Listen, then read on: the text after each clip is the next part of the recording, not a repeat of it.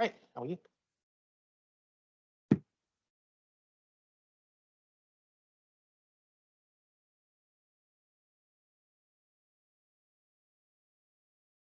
Okay, good evening, everyone. We're about to get started. If we can silence our cell phones, and if someone would be kind enough to close the back door and any side doors that are open, I greatly appreciate it.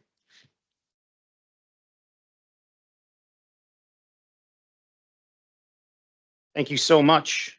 Good evening, everyone. We are on the record. Today is Thursday, the 13th day of February in the year 2025. This is a regular meeting of the Jersey City Municipal Council. We had a scheduled 6 p.m. start. The clock on my cell phone is showing 6:04 p.m. May we have a roll call for the commencement of this meeting? Councilperson Ridley. Here. Councilperson Prinzary. Here.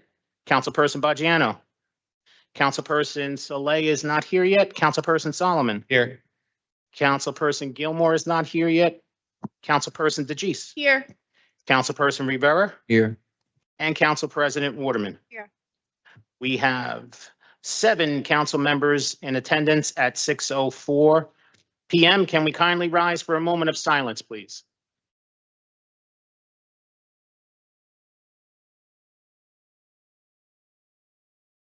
I'd like to dedicate this moment of silence to Joseph Cunha Sr., father of Joe Cunha, director of the MUA. Gary Greenberg.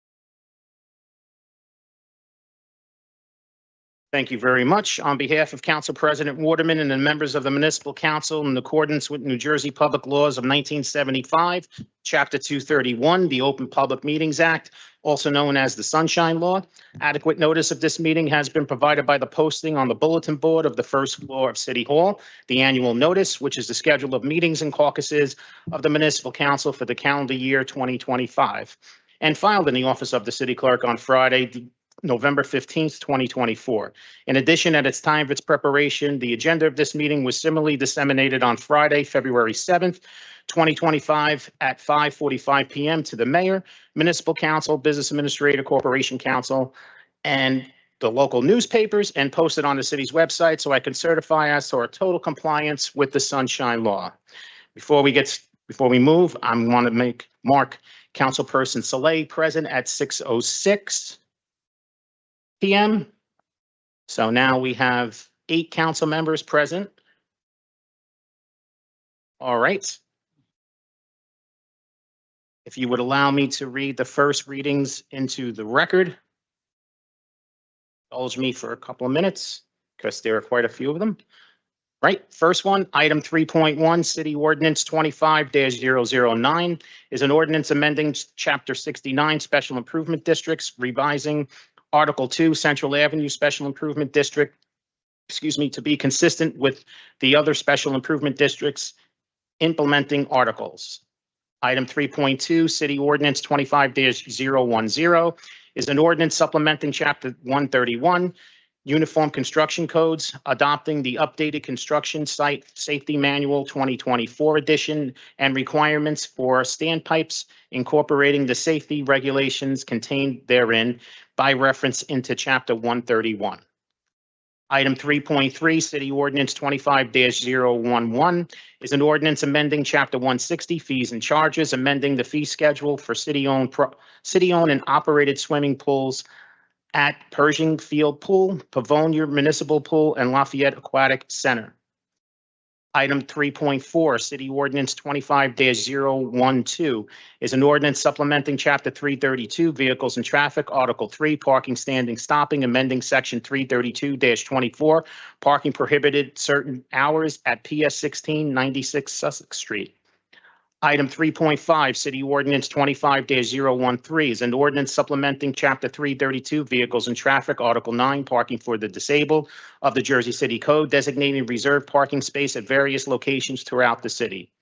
Item 3.6, City Ordinance 25-014, an ordinance supplementing Chapter 332, Vehicles and Traffic, Article 2, Traffic Regulations, Section 332-8, prohibited right turns on red signal to prohibit turns on red at all times at multiple locations in proximity to schools, parks, and protected bicycle lanes.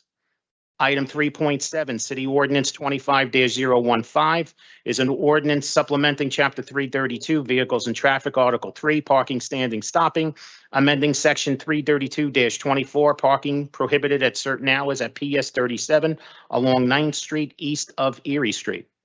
Item 3.8, City Ordinance 25-016 is an ordinance supplementing Chapter 332, Vehicles and Traffic, Article 3, Parking, Standing, Stopping, amending Section 332-24, parking prohibited at certain hours on Danforth Avenue, Early Childhood Center, 160 Danforth Avenue.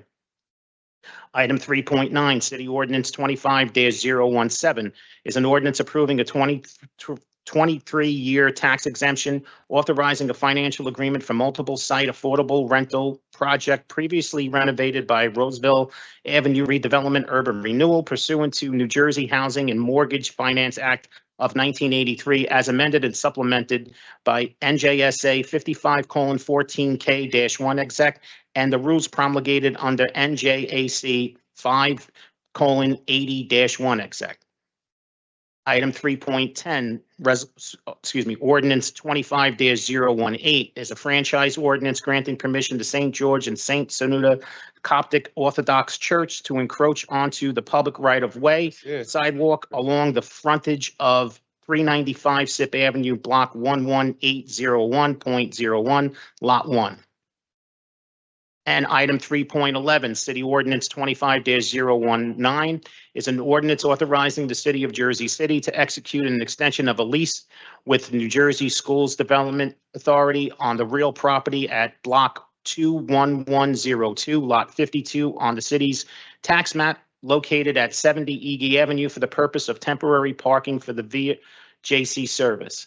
And last but not least, item 3.12, Ordinance 25-020 is an ordinance expanding the boundaries of Exchange Place Alliance Special Improvement District to include sections of Marin Boulevard, Christopher Columbus Drive, Morgan Street, Bay Street, First Street, Steuben Street, and Provost Street.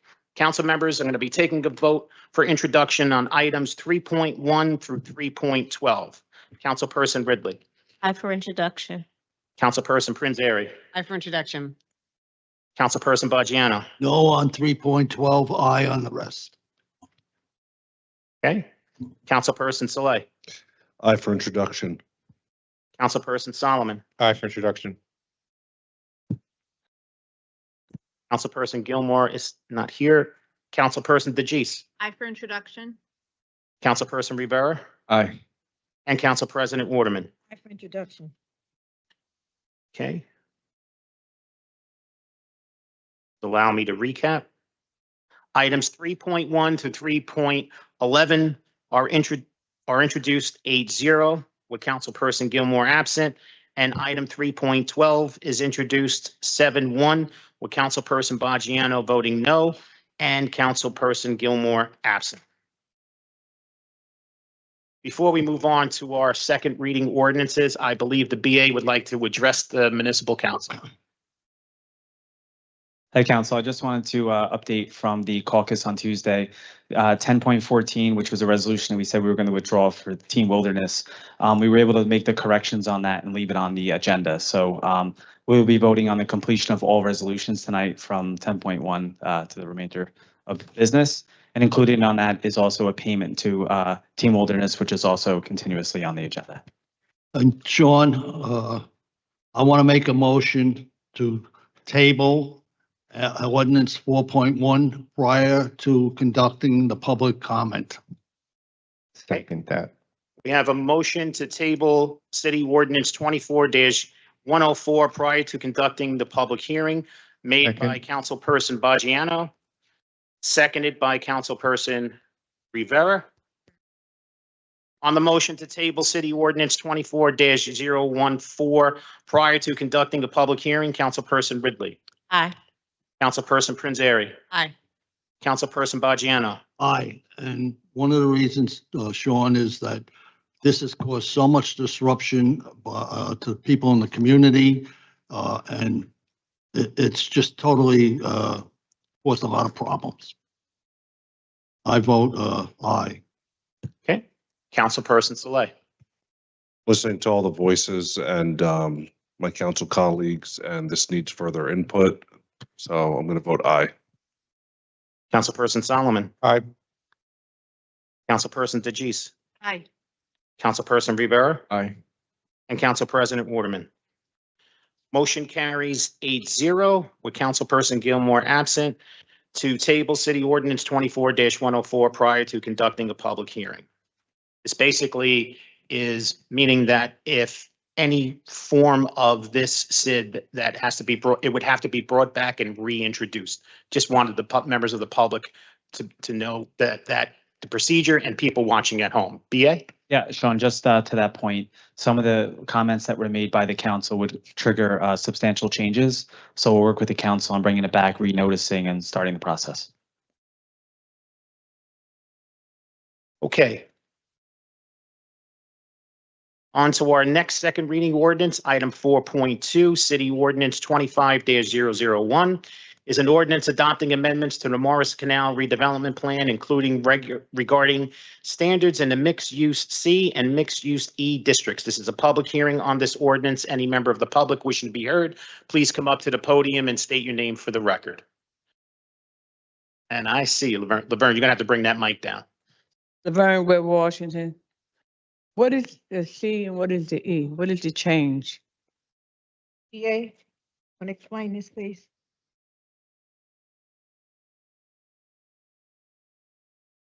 Whitney. On. Can't hear you. Okay, we can look it up real quick. We don't know the difference in the designations. It's to allow for commercial space below residential space. Thank you. Okay, this is still a public hearing on City Ordinance 25-001. Any member of the public wishing to be heard, please come up to the podium and state your name for the record. Motion. Motion to close. On my camera operating, slacking.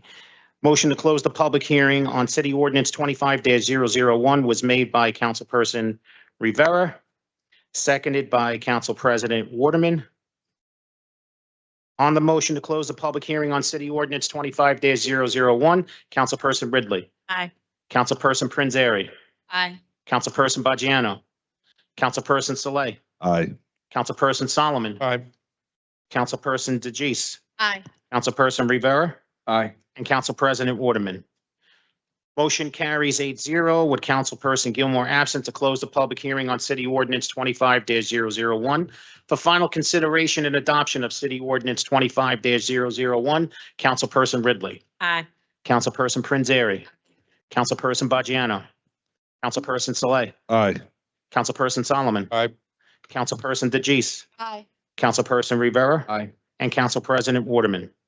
City Ordinance 25-001 is adopted 8-0 with Councilperson Gilmore absent.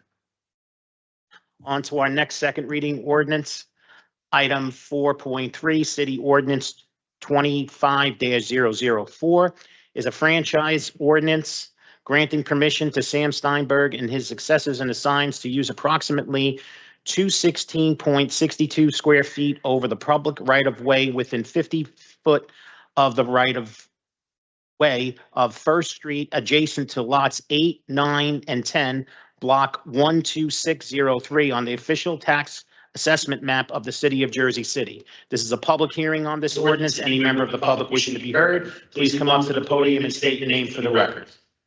Motion. Second. Motion to close the public hearing on City Ordinance 25-004 was made by Councilperson Rivera and seconded quickly by Council President Waterman. On the motion to close the public hearing on City Ordinance 25-004, Councilperson Ridley. Aye. Councilperson Prinzary. Councilperson Bajano. We got to make sure our mics are on. Councilperson Saleh, Aye. Councilperson Solomon, Aye. Councilperson DeJeece, Aye. Councilperson Rivera, Aye. and Council President Waterman. Motion carries 8-0 with Councilperson Gilmore absent to close the public hearing on City Ordinance 25-004. For final consideration and adoption of City Ordinance 25-004, Councilperson Ridley, Aye. Councilperson Prinzary, Aye. Councilperson Bajano, Aye. Councilperson Saleh, Aye. Councilperson Solomon, Aye. Councilperson DeJeece, Aye. Councilperson Rivera, Aye. and Council President Waterman. City Ordinance 25-004 is adopted 8-0 with Councilperson Gilmore absent. Our next second reading ordinance, which is 4.4 City Ordinance 25-005. It's an ordinance implementing, Sean? Yeah. Come in. I'll just read it into the record, implementing Chapter 67 pedestrian malls, Article 3 Provost Street between Bay Street and Morgan Street pedestrian mall. Before we can conduct the public hearing, I believe our corporation counsel is going to address the council as we did at the caucus on Tuesday. Just a refresher.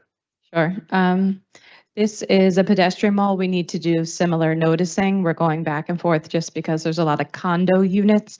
We need to make sure that they're notified, so we need to carry it to make sure we conduct the proper notification. So if we can move it to March 12th, that would be great.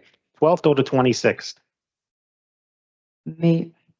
Maybe the 26th, because we have something else coming back on the 12th. I would Let's just, do I would that. just recommend the 26th to give us ample time to do the noticing. Sounds good. Okay, so council members, with that being said, I need a motion to carry city. Excuse me? Oh, Al Sullivan, yeah. Everybody's just recognizing Al Sullivan here. He's back in the council chambers. So, okay, everybody can applaud if they want. I'll applaud. Thank you. Give him, yes. That's grandpa. All right, before we get out of hand, we need a motion to carry city ordinance 25-005 to the March 26th municipal council meeting. Second. We have a motion made by Councilperson Rivera, seconded by Councilperson Saleh. On the motion to carry city ordinance 25-005 to the March 26th municipal council meeting, Councilperson Ridley, Aye. Councilperson Prinzary, Aye. Councilperson Bajano, Aye. Councilperson Saleh, Aye. Councilperson Solomon, Aye. Councilperson DeJeece, Aye. Councilperson Rivera, Aye. and Council President Waterman. Motion carries 8-0 with Councilperson Gilmore absent to carry city ordinance 25-005 to the March 26th municipal council meeting. Next, item 4.5, city ordinance 25-006 is an ordinance of the municipal council of the city of Jersey City amending chapter 105 demolition, chapter 131 uniform construction codes, chapter 160 fees and charges, and chapter 345 zoning, article 3, section 30 and 31, local landmark designation standards, and section 33. This is a public hearing on this ordinance. Any member of the public wishing to be heard, please come up to the podium and state your name for the record. Motion. Second.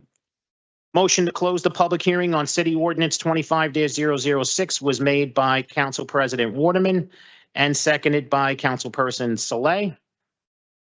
On the motion to close the public hearing on city ordinance 25-006, Councilperson Ridley, Aye.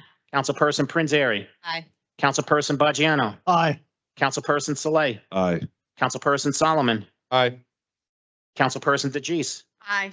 Councilperson Rivera, and Council President Waterman. Motion carries 8-0 with Councilperson Gilmore absent to close the public hearing on city ordinance 25-006. For final consideration and adoption of city ordinance 25-006, Councilperson Ridley, Aye. Councilperson Prinzary, Aye. Councilperson Bajano, Aye. Councilperson Saleh, Aye. Councilperson Solomon, Aye. Councilperson DeJeece, Councilperson Rivera, Aye. and Council President Waterman. City Ordinance 25-006 is adopted 8-0 with Councilperson Gilmore absent. On to our next second reading ordinance, item 4.6, City Ordinance 25-007 is an ordinance supplementing Chapter 332, Vehicles and Traffic, Article 3, Parking, Standing, and Stopping, amending Section 332-24, parking prohibited at certain hours at PS 37 along 9th Street, east of Erie Street. This is a public hearing on this ordinance. Any member of the public wishing to be heard, please come up to the podium and state your name for the record. Motion. Motion to close the public hearing on City Ordinance 25-007 was made by Councilperson Saleh, seconded by Council President Waterman. On the motion to close the public hearing on City Ordinance 25-007, Councilperson Ridley. Aye. Councilperson Prinzary. Aye. Councilperson Bajano. Aye. Councilperson Saleh. Aye. Councilperson Solomon. Aye. Councilperson Gilmore. Not here yet. He's here. We're closing the public hearing on City Ordinance 25-007. And I will also mark you present at 6:24 PM. So we have all 9 council members present at 6:24. On the motion to close the public hearing, just in case we forgot, on City Ordinance 25-007, Councilperson DeGise, Aye. Councilperson Rivera, and Council President Waterman. City Ordinance 25, motion carries 9-0 to close the public hearing on City Ordinance 25-007. For final consideration and adoption of Ordinance 25-007, Councilperson Ridley, Aye. Councilperson Prinzary, Councilperson Bajano, Aye. Councilperson Saleh, Aye. Councilperson Solomon, Aye. Councilperson Gilmore. 25-007. 4.6. You just closed the public hearing on it. 26. Oh, sorry, yeah, 4.6. This is for amending Article 3, parking, standing, and stopping at PS 37 along 9th Street, east of Erie. Councilperson DeGise, Aye. Councilperson Rivera, Aye. and Council President Waterman. City Ordinance 25-007 is adopted unanimously, 9-0. We'll finish the second readings, and then Councilperson Gilmore, I'll catch you up on the first readings and the rest of the second readings that you missed. On that, with that being said, the last second reading ordinance, item 4.7, City Ordinance 25-008, is an ordinance supplementing Chapter 332, Vehicles and Traffic, Article 8, Permit Parking, Section 332-58, Parking Regulations in Residential Zones, to amend the zone parking districts along Newark Avenue between 6th and 7th Streets. This is a public hearing on this ordinance. Any member of the public wishing to be heard, please come up to the podium and state your name for the record. Motion. Second. Motion to close the public hearing on City Ordinance 25-008 was made by Council President Waterman, and I believe the second was made by Councilperson Saleh. Thank you. On the motion to close the public hearing on City Ordinance 25-008, Councilperson Ridley, Aye. Councilperson Prinzary, Councilperson Bajano, Aye. Councilperson Saleh, Aye. Councilperson Solomon, Aye. Councilperson Gilmore, Aye. Councilperson DeGise, Aye. Councilperson Rivera, Aye. and Council President Waterman. The motion carries 9-0 to close the public hearing on City Ordinance 25-008. For final consideration and adoption of City Ordinance 25-008, Councilperson Ridley, Aye. Councilperson Prinzary, Aye. Councilperson Bajano, Aye. Councilperson Saleh, Aye. Councilperson Solomon, Aye. Councilperson Gilmore, Aye. Councilperson DeGise, Councilperson Rivera, Aye. and Council President Waterman. Excuse me. City Ordinance 25-008 is adopted unanimously, 9-0. Before we get to our public speaking portion of the meeting, I just would like to catch Councilperson Gilmore up on his votes on the first reading ordinances. So the first reading ordinances, Councilperson Gilmore, items 3.1 through 3.12. 3.1 to 3.12. And we made the changes to the ordinance regarding the pools as discussed at the caucus. Yes, I'll vote aye on all but 3.11. I'm gonna vote no on that one. But I On vote three. aye for introduction on the rest. So 3.11, no? Yes. Okay. And aye on the rest. Also, John, if we can get it Sean, oh, as it relates to, I know we had, got some money for like electrical vehicles with VIA. So if you could just update us on what, if anything, will happen if we decide not to use VIA going forward. Yeah, I'll give you the parameters around that money. Absolutely. Yep. Thank you. just bear with me 1 second.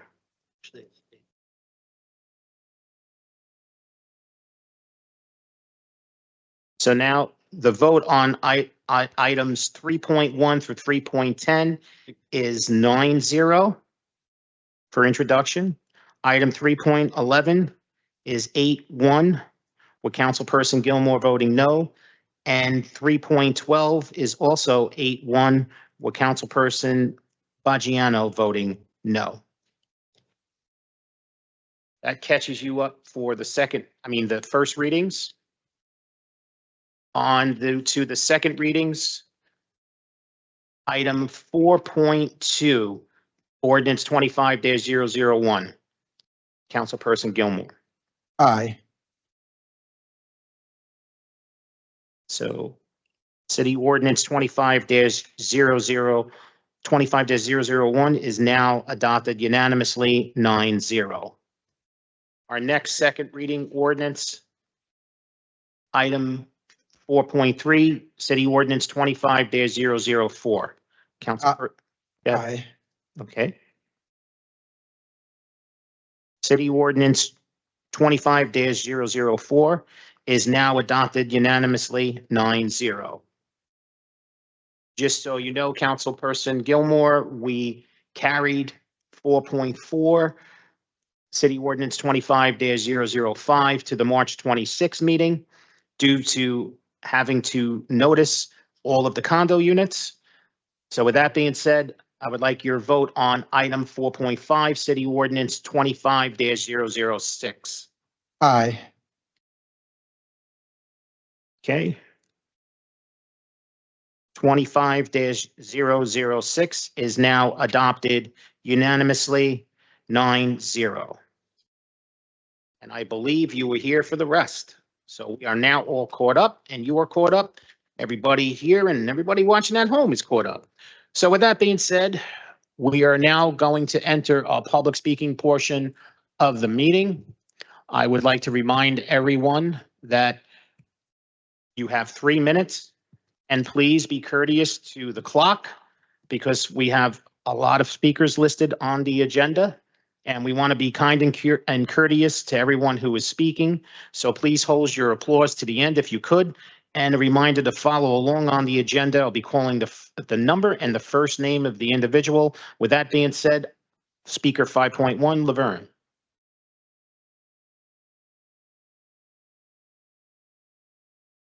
Good evening again. I would like to address too what you all said about the pools and our pool in Lafayette. You know, we have a nice outdoor round pool. In the winter, it'd be nice if we could make that an ice skating rink for our kids, right down in that corner by Maple Street. And what you guys think about? And then the other thing in the summer, our pools now in the public schools, we can't use them because they're being rented out. So we need to address that and see what we can do because our kids need to learn how to swim. I learned how to swim in 22 pool 70 years ago. I was 5 years old. We had a swimming teacher. Matter of fact, it was 72 years ago. But we're not doing for our children what was done for everybody like sitting up there, young or old. Our kids are standing on street corners and we got people here with kids here today that doing stuff like I do with kids. The lady got a nice after school program on Dwight and Bird and Ocean. We got different organizations, Jerry Walker, different people like me, but it's not enough. It's not enough. We need help out here to motivate our children and get them off these street corners for these older people, grab them up for 30-some years. That's why I do what I do. I do not get nobody's grant money or none of the above since I do what I do. I work with people like my lawyer that just left in different development. I said, get back to the community. You give to the politicians, but get back to the community. Let us get back and teach them. Our kids need help out there. And what's going on now, but they're talking about cutting back stuff. We need help. We need motivation, and we need affordable housing. I'm so proud of that building. Was that Harrison Avenue or Free? Yes, that building up there is all affordable. We need help. I get 50 calls a day. We need help with more affordable housing. I did the Webb building, I did the Fred Martin building, trying to do another. We need help. People need somewhere to live, and special what's going on now. And I appreciate you guys. I brought my grandson here this afternoon, to let him learn what's going on in the city. He's 11 years old. And these nice young kids here, these older ones, we need more exposure for them. Thank you guys, and be blessed. Thank you. Our next speaker, 5.2, Edward. He's not here? Okay. Next speaker, 5.3, Gina. I know she's here. I saw her.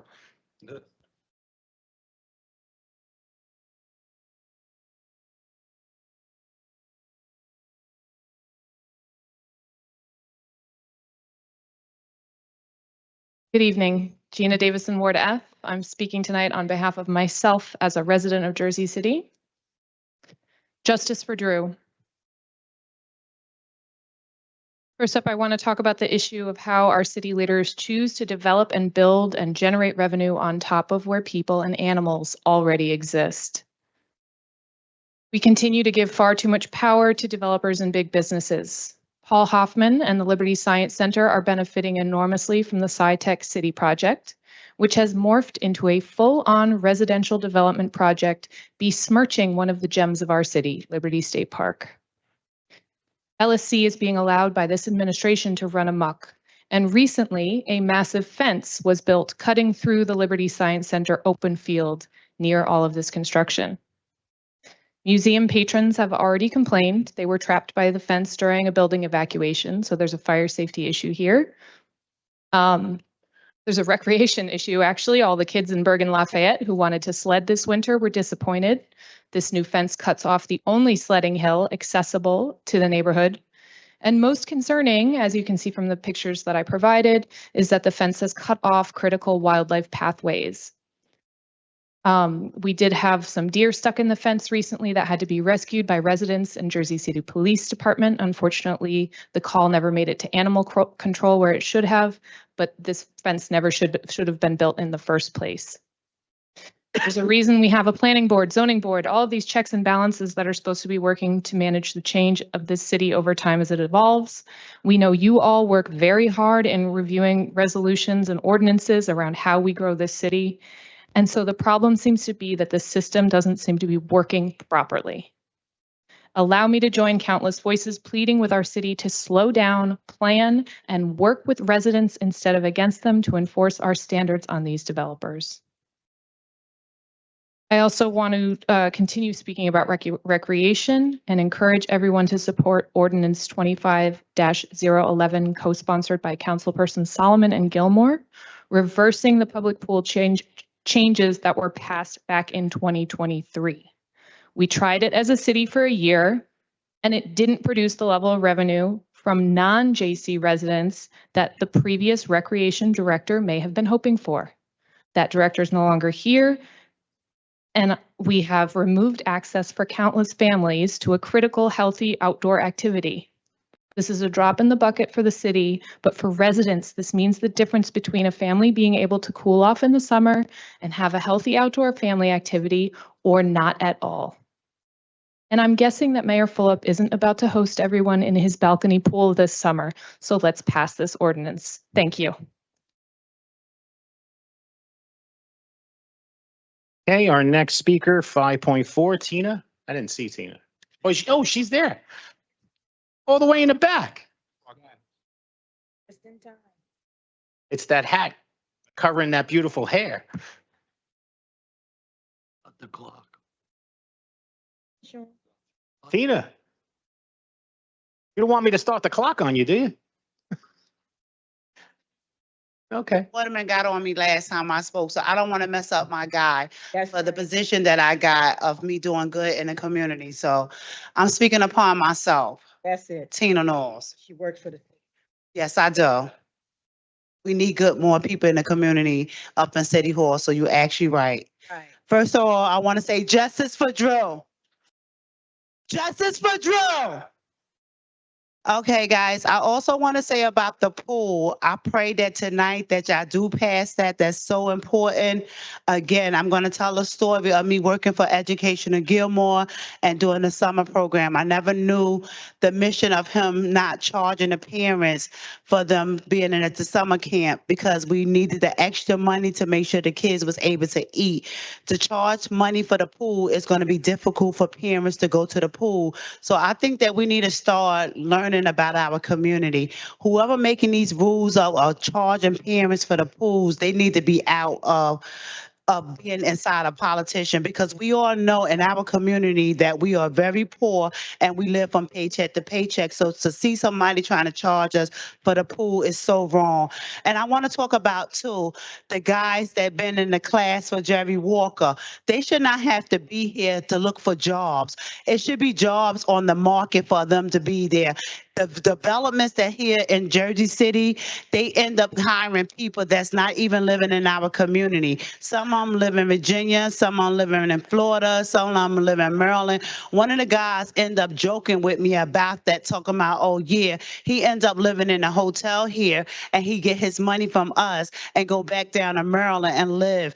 We got guys that go to these classes. They want to make money too for their families. They also want to live the life to able to be having an apartment, to also to be able to grow in our community. We should not have outsider. I see you have some, but we should also have other guys that's here in our own community working on these projects so they'll be able to survive for their family. We shouldn't keep going on the same thing over and over and over and over. This should be like a job. If you're not getting the mission of what we should do for our community, then you should be out of our community. Okay, our next speaker, 5.5, Kevin.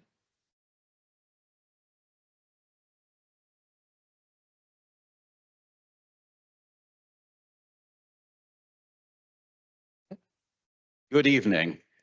I'm a Ward D resident and I biked here tonight using a mix of shared roads, traditional bike lanes, protected bike lanes. And I wanted to give a shout out to my ward councilman, Youssef Saleh, because last month, you know, even though he's been getting hit by both sides on this issue like a piñata, he came out in support of the Franklin Avenue portion of the proposed protected bike lanes. And as a biker, obviously, you know, I would benefit from the Manhattan portion, but when I went out to measure it myself, I can understand some of the resistance. And I really hope the Franklin Avenue portion can get, I really hope the Franklin Avenue portion can get done. Now, I know you guys as elected officials, you have to balance your constituents' needs. And the 800-pound gorilla in the room is that 80% of drivers that were surveyed for the protected bike lanes oppose them. All right. So, you know, I think one thing that the city should do is throw non-bikers a bone. And the biggest bone that you can throw them is to start enforcing the traffic rules against bikers that violate traffic laws. As a matter of fact, when I biked here tonight, I was on Columbus right by the really good Chinese dim sum place. I don't remember their name. And there was a biker going the wrong way in the protected bike lane against me. And I think, oh, I'm in the bike lane, I'm safe. But then here's this other biker treating our Jersey City streets like Mario Kart, okay? I think that's wrong. I think I don't want to see bikes on the sidewalk because I'm not on the sidewalk. They should take responsibility as well. Now, I used to be an elected official in Westchester, New York and Croton-on-Hudson. And I strongly supported a project that is unpopular to this day to set up multiple traffic lights and a bike lane. And we kept thinking, oh, once we do this, people aren't going to be opposed to it anymore. Well, guess what? We built it and people still hate it. My brother lives in the area and he's older, smarter, and less attractive than me. And people stop him in the pizza place and they complain about it thinking it's me. All right. So even after this happens, people are still going to complain at you guys. And you guys just got to focus on doing the right thing. You're not going to make the bike advocates happy because they want a protected bike lane at every street. If they had their way, they'd put a protected bike lane on the Pulaski Skyway. Oh, shoot. I think I just gave them an idea. I'm sorry. You know, some streets need protected bike lanes. Some streets it doesn't work. After you're done with this, hopefully on Franklin Avenue, hopefully it happens. I'm crossing my fingers. You can look at doing other protected bike lanes. So next time I bike here, I have more protected bike lanes on the way over here, and I don't have anybody going the wrong way on the protected bike lanes. Thank you. Our next speaker, 5.6, Sudan. Sudan? Not here? Our next speaker, 5.7, Jerry. Oh, you can't miss Jerry.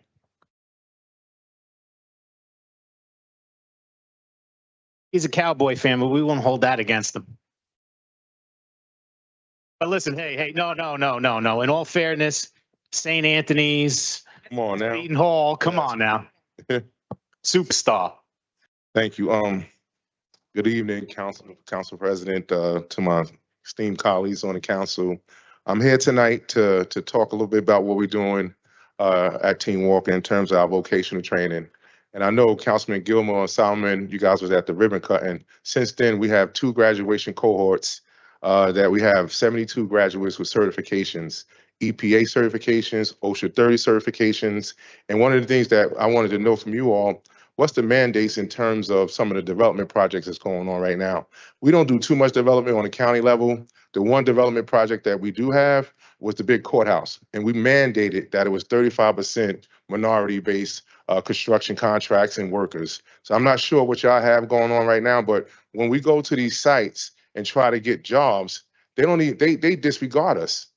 They just don't they just disregard us. And like Tina was saying, is a lot of these journeymen that what we call them come from other states, and they put them up into hotel rooms.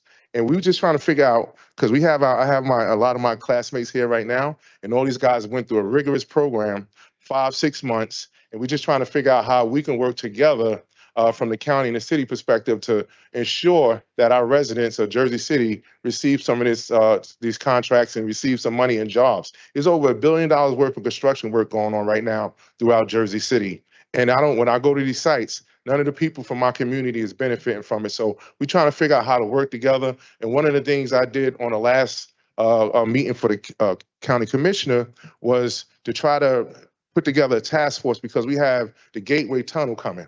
And I want some of you guys could be a part of that. It's going to create 30,000 jobs. And the Gateway is going to start on the Jersey City side. So we don't want New York City to control most of them jobs. We have people that's certified. It was the old game used to be, we don't have no certifications. Well, we have certifications now. We have certifications now. So we want to try to figure out how to work with you all and how to solidify and how to make sure whatever mandates that you guys put forth with development projects, because I'm not sure what y'all do in terms of that, but whatever mandates you guys have, if y'all could share with me, that I could go out and I could be the henchman and go out and make sure these developers and these contractors doing the right thing for our constituency in Jersey City. And I do appreciate, seeing some of them on the job site being a flagman, but let's be honest here. The flagmen, they only get paid a certain amount. And it's not a livable wage in Jersey City by no means. So we do have certifications. We have people that's willing and able to work. So we just need to work with you all to try to figure out how to get jobs for them, basically. And that's what I'm here. So all you guys, I hope everybody on the council have my cell phone number, and please call me up and let's try to figure out how to get on these job sites and how to get some of these people some work. Because I don't want to train these people and then hit a dead end. I don't want to do that. I want to continue to make sure that they can provide for their family. Thank you. Right, Sean. Okay. All right. Good to see you, buddy. Jerry, I'm curious. Jerry, Jerry. did Patty Keller have anything to do with this training? Excuse me? Patty Keller. No, Okay. he came to the site and he promised to, you know, at least take 10-hour students, but I haven't heard from him. So, Okay, that's all I need. so if you could put a little pressure there and whatever, if y'all know, like, it's just a lot of stuff going on right in our own community. Hey, give me some courtesy here, Sean. Come on. You're a Cowboy fan. I'm not going to give you that much courtesy. Come on now. No, but on seriousness, right in the Lafayette section, right by Dr. Lean Edwards Park, it's all these buildings going up and we can't even get jobs in our own community. So please help us out, guys, please. Thank you, Jerry. Just let the record reflect a Giant fan gave a Cowboy fan extra courtesy. All right. With that being said, Speaker 5.8, Gary? Let the record know that he's a commissioner of the city of Jersey City Yeah. I'm only joking, Council President. County. Gary? How you doing? My name is Gary Burgess. Bring the mic down to you, Gary. Hi, I'm Gary Burgess. I'm part of Mr. Walker program. So we dedicated our time and our energy, our hopes and our dreams to this program that to make us become better citizens and whatnot. So promises was made to us. I mean, most was kept and we was educated with a trade, even the every 2-week pay, that helped us along the way. Job placements was promised, but that's one thing that we needed that wasn't guaranteed to us. Like I go around to each site around myself without the Team Walker. And they told me I don't get past the gate. I have to be into a local union or whatever the case may be. So I was born and raised in Jersey City. So I want to know how locally do I have to be to really be inside one of these unions? Like I do it, the applications and bend over backwards to try to make a better way for my family. That's what we out here doing with Team Walker. We did 6 months, 320 hours, electrician, assistant, OSHA 30, as you said. I got over 25 years. Put a power lift, just put power lift, anything. So driving machines, and I still can't get past the front gate. So I worked at Sunoco at a gas station, getting paid $14 an hour. And most of the guys contractors that come through, get the coffee that I make for them, all from out of state, like everybody was saying, Connecticut. I got friends that I met. I got friends from out of state because they had a contract and they did it for 6 months, 7 months. And I'm sitting here, can't even pay Peter to pay Paul. And I'm looking at this, it hurt us. So now that I'm part of Team Walk, I want to walk with it. Walk with us like that. Thank you. Thank you. Our next speaker, 5.9, James. Is James here? Oh, it's coming up.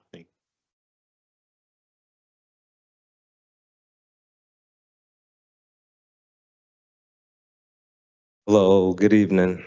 This is my first meeting, so bear with me. I'm here basically just to explain my situation. I was one of the students at Jerry Walker School. He gave us an opportunity. I was able to be blessed to pass. I'm a certified HVAC technician, Universal. I've applied for multiple jobs, but it seems like the only positions that they give us are flaggers or helpers. It seems as if when it comes to us doing more, jobs that pay more or more responsibility, it seemed like they're all filled up pretty much. And I don't see anybody that comes from where I come from or look like me in those positions.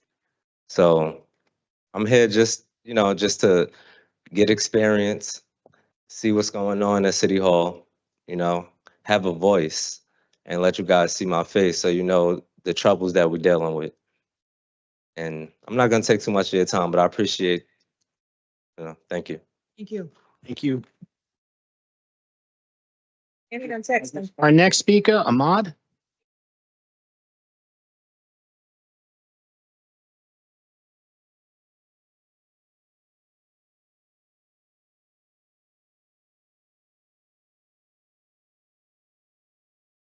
Good evening. Name is Ahmad O'Neill. I was part of the course with Team Walker. We were given an opportunity in our community to receive an education and to receive a trade. I was blessed to pass as well, just like my cousin who just spoke. I graduated along with him, my brother-in-law, and my nephew. And that was extremely important to me because, like he said, we don't see people who look like us in these positions. We don't see a lot of people get those opportunities, and we've tried to get those opportunities, and we're continue to try to get those opportunities. That's why we're here speaking. This program is important because it's given us an opportunity to better ourselves, an opportunity to contribute to our community, and to also help it develop. I've watched it develop my whole life. It's going to continue to develop. I don't want it to stop, but I would like people from the community to be able to contribute to the community and remain in the community. Thank you. Thank you. Okay. Our next speaker, 5.11, Darnell.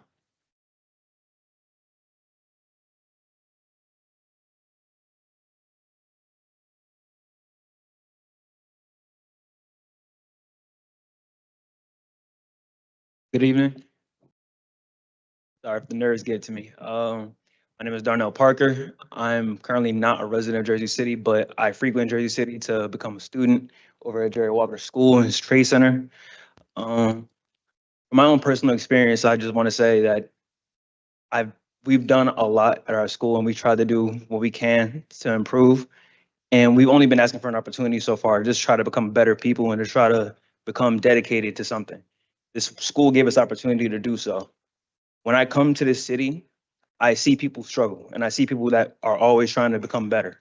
I also see people who motivate me to try to become a better person. They give me life, they give me energy to do what I can do. People like Jerry, people like Tina, they motivate me and they instill into me things to become a better person and to become a better worker in general. We came here today specifically just to ask for an opportunity.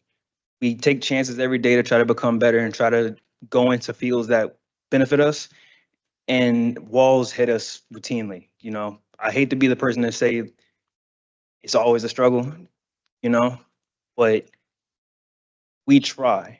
And from what we hear, it's like our city isn't trying to provide for us as well. I'm speaking as someone who's not from Jersey City, by the way, but from the people that live here, they always tell me that it's a struggle just trying to become a better, get money from their own society. So we came here to ask specifically for an opportunity from our own council to try to give us jobs so we don't have to go out anywhere else. The money's coming in from other people, other groups. They come here and they go somewhere else where you could put the money into the community that can then put the money back into the community and grow from there. I just don't think it's right that we have to continually try to go other places when our own society isn't trying to help us out. So our chances are just, they don't go anywhere. I didn't really have much, but I just wanted to say that much, you know. Thank you. Thank you. Our next speaker, 5.12, Damone. Damone here. Last name Jeter. Oh. Next speaker, 5.13, James. Not here. Okay, next speaker, 5.14, Danielle.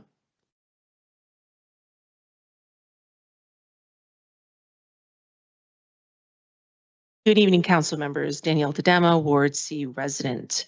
Let me first state that I am a driver, but I would love to ride my bike more, if only it didn't feel like a death wish.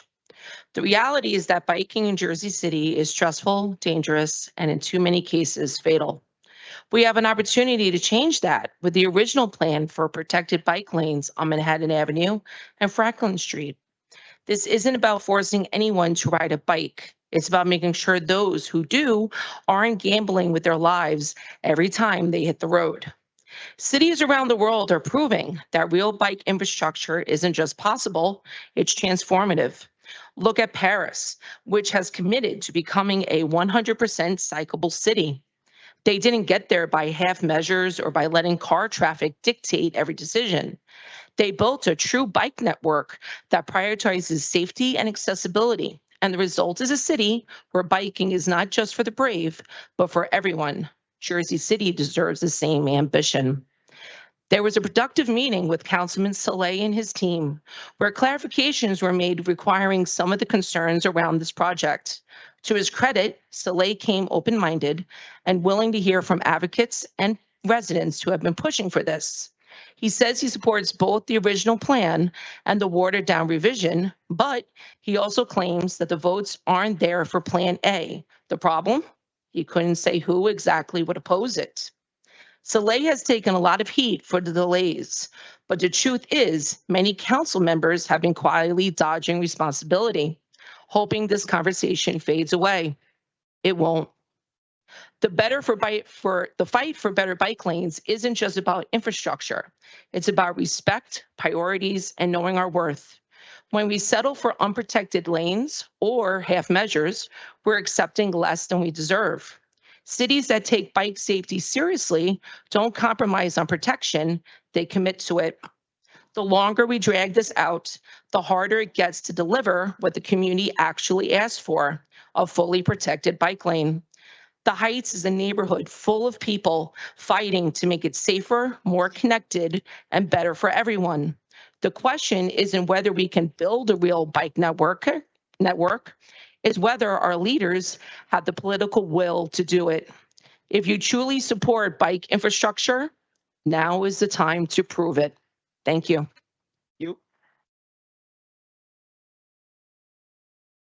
Our next speaker, 5.15, Dwayne.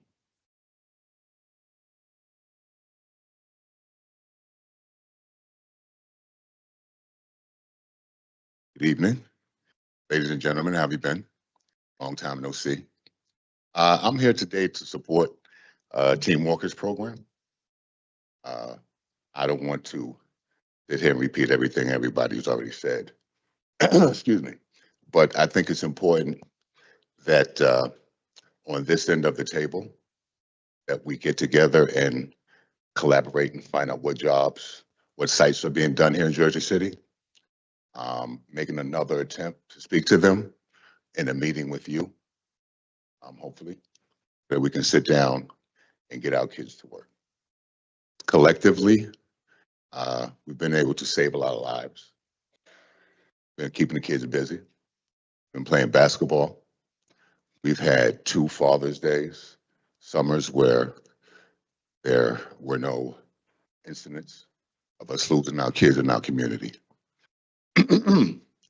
It's very hard to explain to a kid that after we've asked you to stop shooting at each other, come off the streets, learn how to do something, have a skill, go through the process, get him through the process, and then tell him that we can't get him a job. In Jersey City, where there are towers going up every day. So thank you for all the help that you have given us. And we would like to help you make sure that these developers adhere to the contracts that they've signed with you. I know there are agreements to give Jersey City residents employment in these projects. So we're going to do our best to support you in making sure that they do what they're supposed to do. Thank you. Our next speaker, 5.16, Christine. Christine A. Not here. Next, 5.17, Emery. Left. Thank you. Next speaker, 5.18, Corey. No. Next speaker, 5.19, Bill. I didn't see Bill. Next speaker, 5.20, Essence.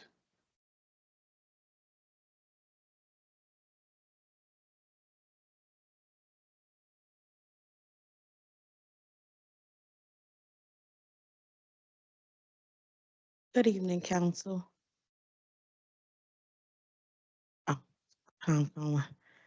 Well, first, today I definitely wanted to mention about the Thomas Best situation as far as him becoming the director for recreation. Definitely wanted to point out he's a pioneer in our neighborhood. Definitely was able to talk to his daughter, Taylor, about how much he sacrificed as far as being executive the way he's been in our neighborhood, which is amazing. This is also dedicated to Coach C. Thank you, Senator McKnight, for making that a possible day in our future, as well as wanted to establish that the youth, Frank Gilmore, even though he's not sitting there, about the youth jobs that are coming this summer. Thank you for making that announcement. Of course, Ward D, he's not here either. And of course, to mention about the Jerry Walker Center as a former graduate in December, definitely wanted to say that Ward A, as far as Denise, there's a lot of development going on in that area. So hopefully that's a possibility to have a conversation with you. And that is all for today. Thank you. Thank you. Our next speaker, 5.21, Ginny, she's not here. Our next speaker, 5.22, Anaya? Anton? I'm sorry, there you go. Good evening, everybody. My name is Anaya. I'm in 7th grade at MS4, and Team Wilderness has been one of the best experiences I've ever had, probably ever. I joined last year in August 2024 for the summer hikes. The staff and track leaders were great, and they knew how to handle sensitive situations. The instructors always made a safe space for everyone involved, and they never made anybody feel ostracized or alone. We went on many different explorations and hikes, like, for example, rappelling, kayaking, and long hikes that were up to 3 miles long. After the summer treks ended, I joined the Empowering Youth program, which is just as fun as the summer hikes, but more laid back, and you still got to go on the hikes that everybody likes so much. All in all, I have a great time there, and I wish everybody who works there the best. I highly recommend it, and I hope you all consider fundraising it and doing more things for it. Thank you for your time. Thank you. Our next speaker, 5.23, Daniela.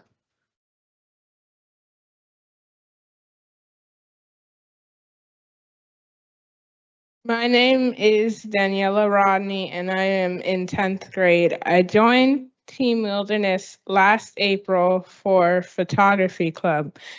Through this program, I was able to use a professional camera for the first time, and I was also able to use the photos I took with this camera in a gallery and sell them. I had never really sold anything before, so I was very excited to sell my photos, and I sold my first photo, a picture of cherry blossoms, to my mom. Last year, I made more than $130 from the galleries. Photography Club has also allowed me to be more creative. I have learned to appreciate nature more because of the hikes we take, and now I love to spend more time in nature. The first hike I took with Team Wilderness was at Lincoln Park. I was able to experience a new part of the park that I had never seen before. Team Wilderness has also allowed me to meet new people and make new friends. Thank you. Thank you. Thank you. Our next speaker, 5.24, Naraya. Hello, my name is Naraya, and I'm a sophomore at Beloved Community Charter School. Today, I'm going to be telling you about my experience with Team Wilderness. To start, Team Wilderness is an organization that gives inner city kids necessary opportunities to connect with nature and step away from the city. In January of 2022, I started attending the Team Wilderness Photography Club after schools. During the club, we learned how to use cameras and went around the neighborhood taking pictures. Before this experience, I wasn't very familiar with cameras, but this club opened my eyes. I thought it couldn't get any better, and then it got so much better. I soon found out that the photo club would have monthly nature walks and hikes where we could take pictures of nature. My first hike was January 2022. My first hike was January 22nd. It was definitely one of my favorites. It was so cold that year that a waterfall had froze. I was intrigued. Our first, oh wait, our first hike, we spent some time at that frozen waterfall. It was breathtakingly beautiful. I fell in love with hiking that day. In 2023, I joined North Star, a program under Team Wilderness that provides youth ages 12 to 18 with one-on-one sessions and trips outdoors. North Star program has helped me to build communication skills, a stronger work ethic, and overall confidence in myself. Over the 4 years that I've been a part of the Team Wilderness program, I feel that I have grown so much as a young adult. Thank you and have a nice night. Sue. Next speaker, 5.25, Dario. Good evening, everyone. My name is Dario. I'm 16 years old and I'm a junior and I go to James Jeffries High School. I joined the Team Wilderness in October of last year. It's been really great at Team Wilderness. I've learned to enjoy nature and all its beauty. Since I joined Team Wilderness, I have been meeting with a personal development coach and it's been really helpful. It helped me improve academically. I have learned to set goals to myself and be more motivated to reach them or even surpassing them. It's been really great having someone to motivate you and to talk about your class, your grades, or others. Before Team Wilderness, I've never went on a nature walk or did other things related to nature. I really like it. Since I've joined Team Wilderness, I only went to one trip, but I only needed this one trip to begin to like it. And I hope to go to more trips in the future. Thank you for your time. Thank you. Thank you. Our next speaker, 5.26, Vance.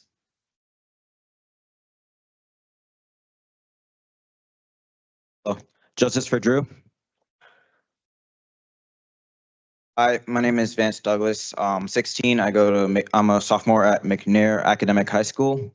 I came to you to talk about first times. My first time going in the water to go kayaking and paddleboarding was with Team Wilderness 4 years ago. The program was Wilderness on the Water, and I learned that I like to paddleboard and I like to kayak, except paddleboarding standing up because then I fall over a lot. And I met a good friend of mine that I'm still friends with today. He's in college now, but I talk to him a lot. That same year, I also learned about the photography club, and I really enjoyed it. Because of it, I am now like very good at photography. Well, not very good at photography, but I enjoy photography a lot. I actually recently just did a little thing for my school where I photographed our National Honor Society club, so I'm proud of myself for that. I just want to say, like, Team Wilderness, what they do is like they bring kids and they take them and they give them like these experiences that they might not get to do otherwise, and they just let them feel things that they might not have been able to feel beforehand. And I just feel like that's something that we should like appreciate, and also feel like something we don't get to see a lot of around here in Jersey City. Also something that the other speakers were talking about. I'm only 16, but I feel like that I'm seeing a lot less like jobs open up for some people. Like friend I mentioned who's in college, he's actually having a little bit of a hard time getting a job, and so that's just something that I felt was a little bit weird to me. So that's just one issue I want to address. But other than that, I think you just, keep the kids like happy, make sure to give us something to do in our free time other than just sit around in our house playing video games. Make some more parks and stuff, just so that they can have those same like first time experiences that I had. That's all I've got to say. Bye bye.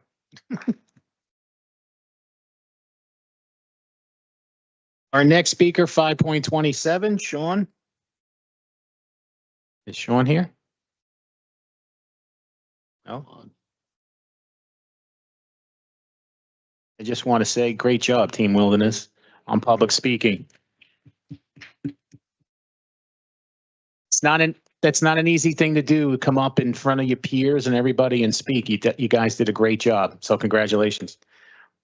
Our next speaker, 5.28, Kevin.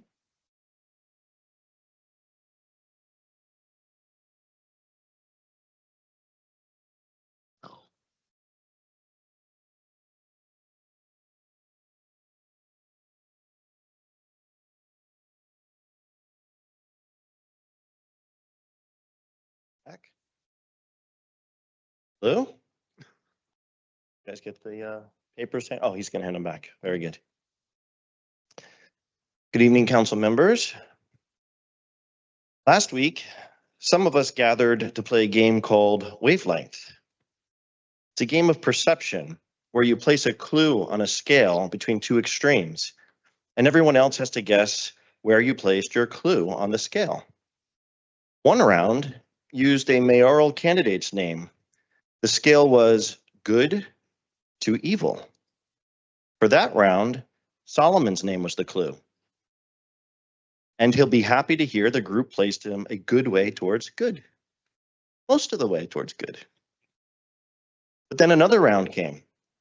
The scale, hero or villain. And that sparked debate because good isn't the same as being a hero. Imagine a cat stuck in a tree. An evil person might set the tree on fire. A good person might say soothing words, might even love cats. Perhaps they would hold a press conference, but the cat would remain in the tree. A hero, well, a hero climbs the tree and rescues the cat. Council, we are the cat. Our tree is the lack of uniform security at Portside Towers. Another tree, the missing resident superintendent in each of our buildings, and yet another, the mother who stood here before you in June of last year after a bullet ripped through her son's window.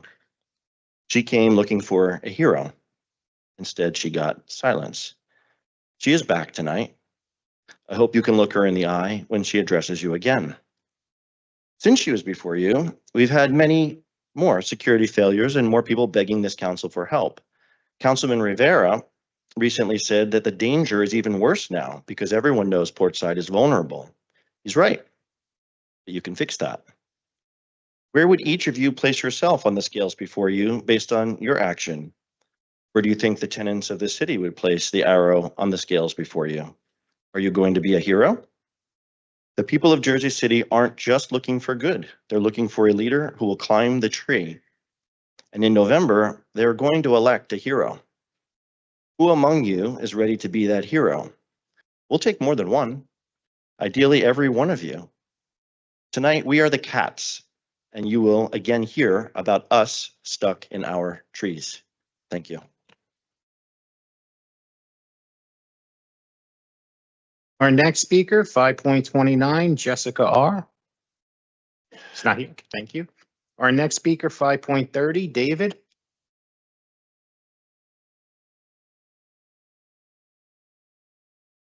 Good evening, council members. Last month, Mayor Fulop stood here and said that he had added 9,000 affordable and market rate units last year. So if you weren't paying close attention, you might have thought he was saying that we added 9,000 affordable units rather than actually what happened, which was adding a lot of market rate units, which rather than providing housing for people who need it, it actually prices people out of the housing that they need. So this is a kind of misdirection that I've had to become very sensitive to. And Council President, when you introduced Mayor Fulop, you said that he'd made enemies. And I was curious about that. So who are the enemies that we're talking about? Were you talking about the two sisters who lived at Portside Towers for 18 years before they were forced out because of Mayor Fulop's inaction? Were you talking about the mother that we've already mentioned who stood here last June, desperate for help after a bullet hole had shattered her child's window? Because I know who isn't his enemy. It's not the developers who are charging the illegal rents. It's not the landlords who are violating ordinances. It's not the real estate firms that are making millions while families are being pushed out of their homes. So you might have seen some of Mayor Phillips' commercials. And he says that he's taken on developers. So I have to wonder, like the 9,000 affordable and market rate units, is there a different meaning to this taking on developers? It makes me think about 40 years ago, there was a song by Aha that was called Take On Me. And I have to think that maybe that's the way that Mayor Fulop means that he's taken on developers, because it's not the sort of standard meaning of taken on as in to confront. And lastly, I have to wonder, are we the enemies? Have we become the enemies that you're speaking about? Because we didn't come here to become enemies. We come here asking for the same treatment that we want for everyone. We want the leaders of the city to do your jobs, and we want to enforce the laws that are already in place. We've never asked for special favors. We've never asked for special treatment. And so if that appears like an enemy to you, then that's a choice, and when it's election time, we're all going to have to make our choice. Thank you very much. Thank you. Our next speaker, 5.31, Jennifer.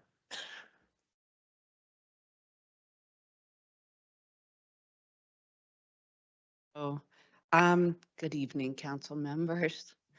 8 months ago, I stood in this very spot shaking after a bullet came through my son's bedroom window. I begged you for help. Look, I'm getting teary already. Thought I was over it. I begged you for help. I asked for something simple, enforce the uniformed security ordinance so families like mine could feel safe in our own homes.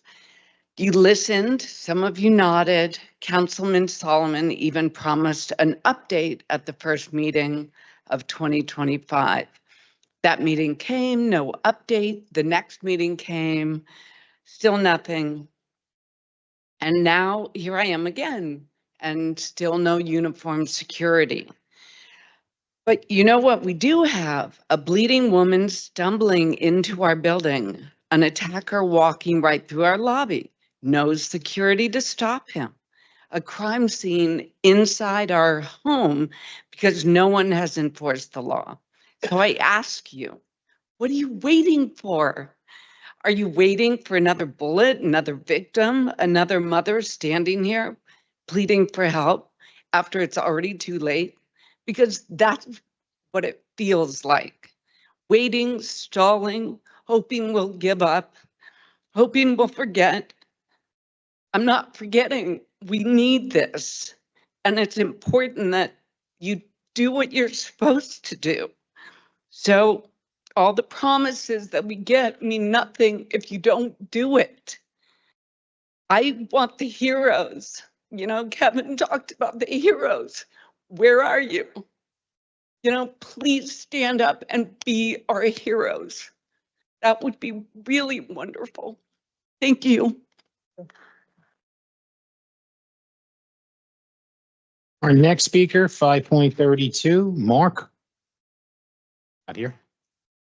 Next speaker, 5.33, Eve.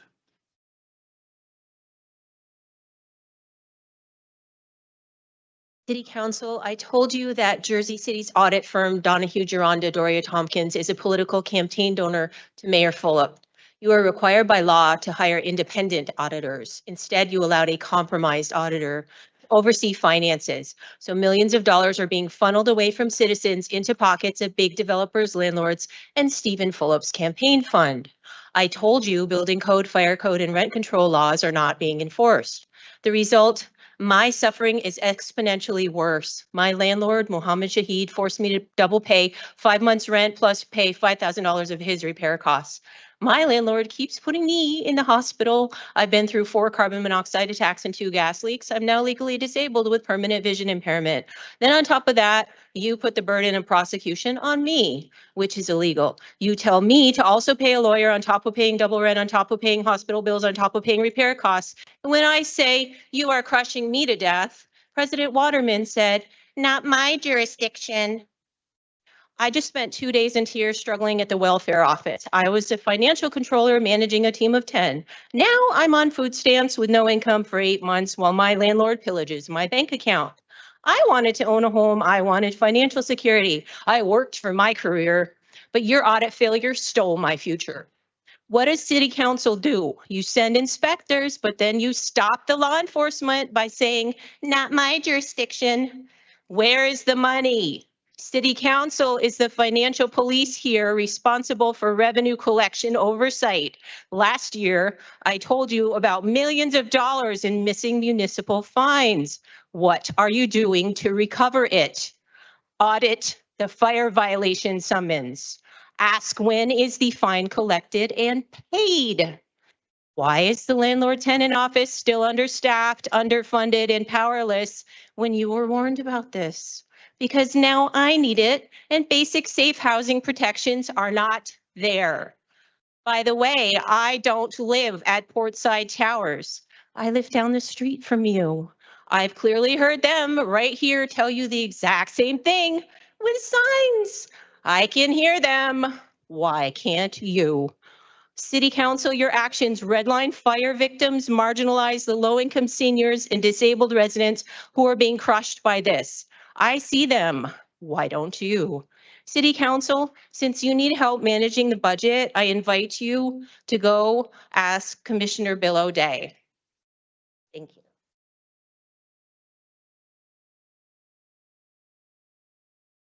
Our next speaker, 5.34, Joel.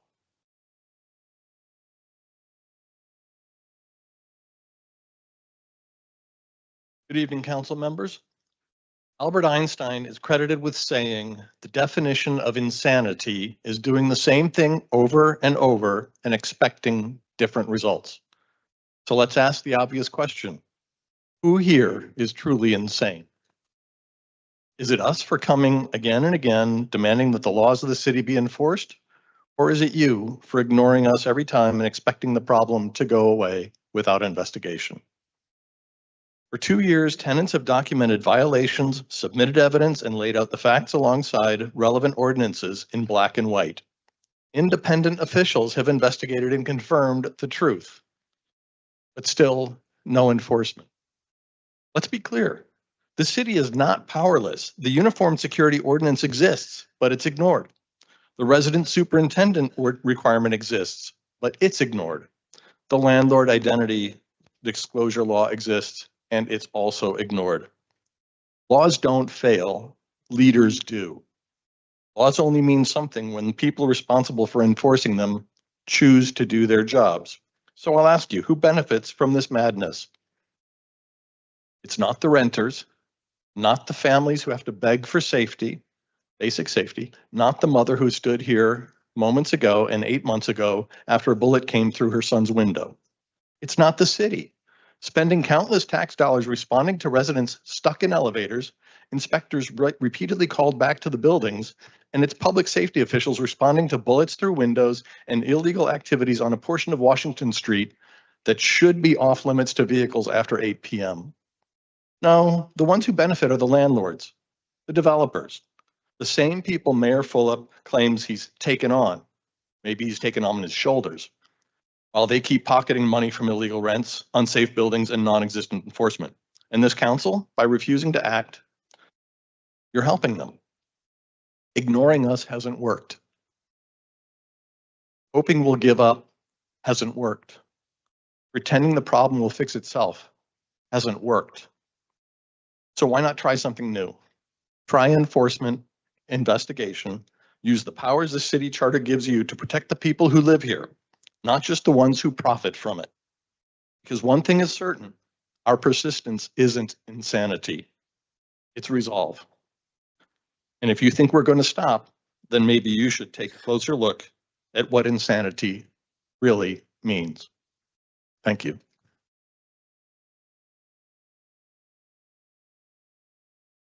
Our next speaker, 5.35, Daniel.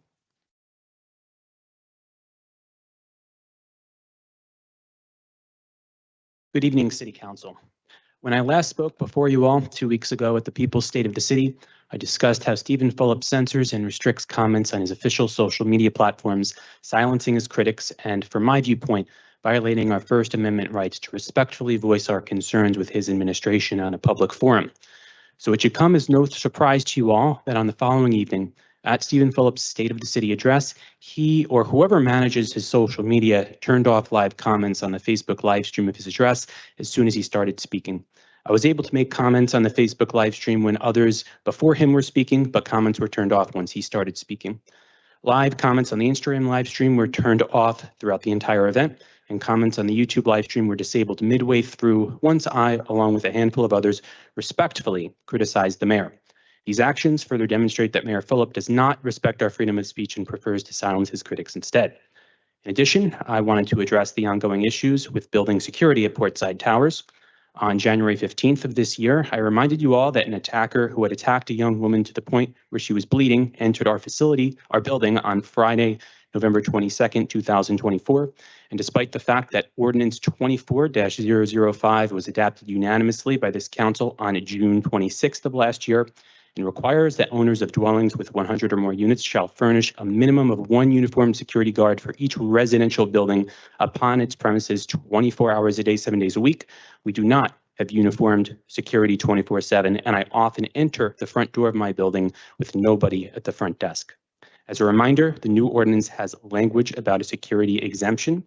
If an owner of a multiple dwelling seeks an exemption from the security requirement, an official must inspect the dwelling to determine if the existing security arrangements are adequate to protect the safety and property of its residents. The inspection shall include the evaluation of resident security concerns and complaints when issuing or continuing an exemption. Now, if Portside does seek an exemption, this must not be granted. Several doors from the public parking garage that lead directly into our building are unlocked. The south end of Washington Street is never chained as mandated in Ordinance 07-153, leaving it open to drug deals and other criminal activity. Portside did not comply with the previous exemption granted on August 14, 2014, which required that Portside undergo an annual security inspection of the premises. Recommendations in the old exemption for more cameras were ignored. On Sunday, June 19th of last year, a bullet pierced a window of our building, and it was in a kid's bedroom, no less, as you just heard. And like I said, I often come home with the front door open and no one in the lobby. We need more security in our building, as I, along with several other of my fellow tenants, don't feel safe living here. Thank you. Our next speaker, 5.36, Drew.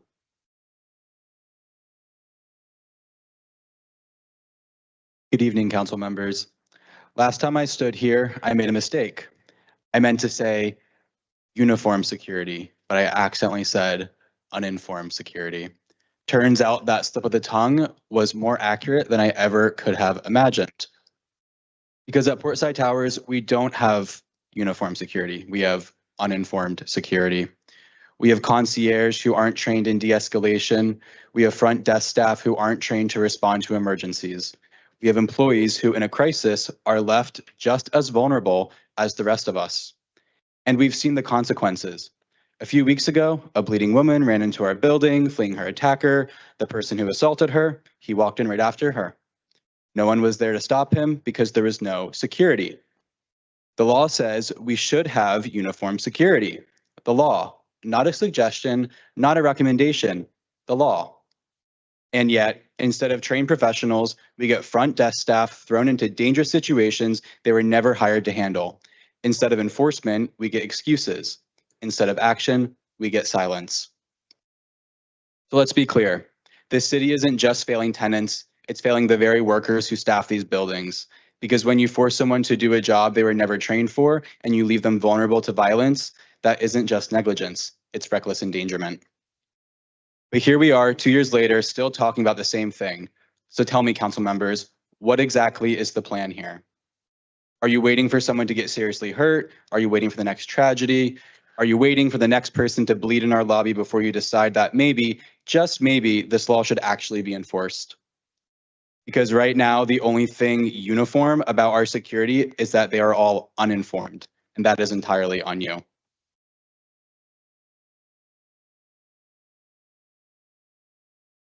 Our next speaker, 5.37, Tara.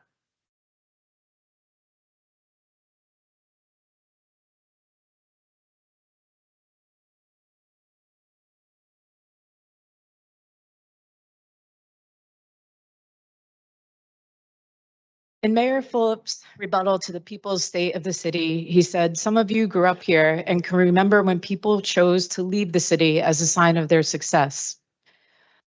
My dad was one who made it out. His Jersey City life was not easy, but the business he owned in Hoboken, the house he bought in the suburbs, and the 2 kids he put through college were his life achievement. He died 10 months after I graduated. He never would have believed me if I told him a Smythe was moving back to Jersey City. He never would have believed Jersey City could change. He knew it too well. It killed me to see my dad forced to return to work after discovering the person he trusted to run his trucking route was passing off his inventory as hot in the streets of Hoboken. I lost precious time with my dad because he was being scammed. So let's talk about municipal enforcement.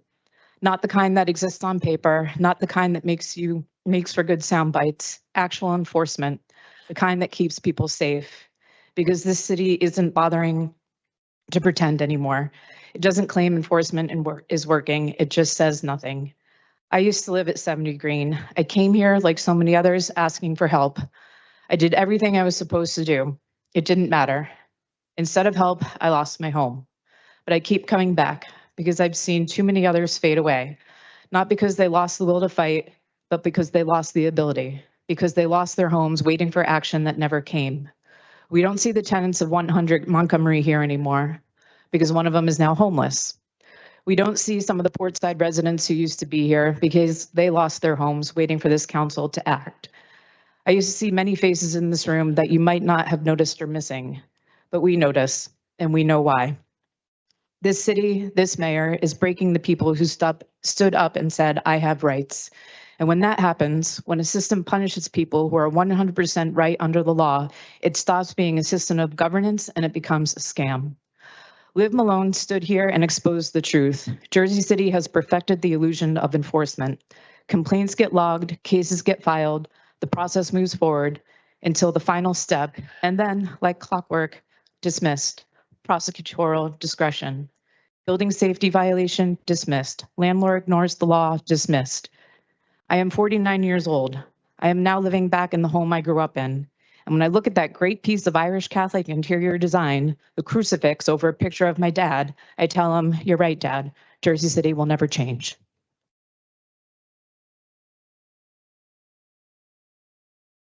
Our next speaker, 5.38, Brendan. Not here.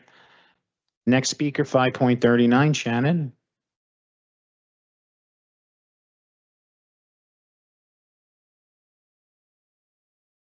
Good evening, council members. I haven't been able to make it for a few meetings, so tonight I'm very glad I could stand with my friends and neighbors. Why do I make time to come here? Lots of reasons, but first I want to talk about being reminded of a man named A.J. Musty. He was an American activist. During the Vietnam War, he stood in front of the White House night after night with a candle. One rainy night, a reporter approached him and asked, Mr. Musty, do you really think you're going to change the policies of this country by standing out here alone at night with a candle? Oh, Musty replied, I don't do it to change the country. I do it so that the country won't change me. So while that is definitely true, I also come here because I know this council has work to do for us, the Portside residents, and for all the people of Jersey City. I'm a nurse. In my job, we can't ignore emergencies because they're complicated. I don't get to tell a patient, oh, there's just too many problems here. I think I'll do nothing. Instead, I do what's called triage. I choose what gets my attention first, and I stop the bleeding. I stabilize what I can because doing something is always better than doing nothing. This council has just a few months left. You can't fix everything before your term ends, but will you fix one thing? Will you enforce uniformed security so that tenants aren't left unprotected? Will you stop ticket fixing scandals so that the laws actually mean something? Will you ensure tenant resources are properly staffed so that people don't lose their homes waiting for help? Pick something, anything. Because right now it feels like the default response to every crisis that we bring here is to wait us out, to stall, to let time run out and leave the problems for the next council. And I tell you, if a nurse ignored and waited like this, she would lose her license. Because whether it's patients or residents, people suffering don't get to wait for a new administration. The mother who begged for security, Jennifer, 8 months ago, she doesn't get that luxury. The tenants being priced out of their homes right now don't get to hit pause. And one day sooner than you think, you'll be the ones asking for something, our votes. Maybe we'll mirror our experience and offer you the same silence you've given us. But as you must know by now, we don't stay silent. Instead, we'll raise our voices in support of the people who actually take action. A few people are proving that action is possible. And I bet between now and election day, they'll prove it again, which means when the time comes, our choice will be easy. Thank you very much. Our next speaker, 5.40, Michelle.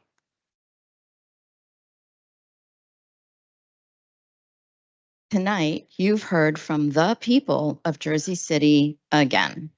Not donors, not developers, not political insiders, the people who live here.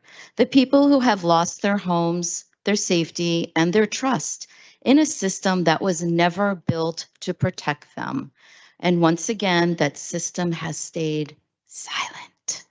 Because this isn't just mismanagement. This isn't just incompetence. This is what happens when a government stops functioning as a government and starts operating as an enterprise. An enterprise where landlords violate the laws, the rent laws, and city officials look the other way. An enterprise where developers fund campaigns and in return, rules don't apply to them. An enterprise where enforcement is nothing more than a press release and prosecutorial discretion is just another way of saying we protect our own.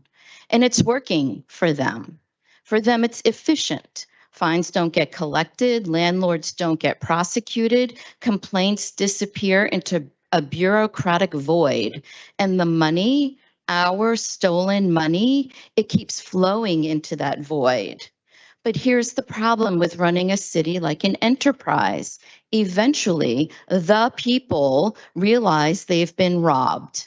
They realize their homes weren't lost by accident, but by design. They realize the city's failure to act wasn't a mistake, but a business model. And they realize that this whole system, the landlords, the developers, the elected officials who serve them, isn't just corrupt. It's something else entirely, and it's starting to get attention.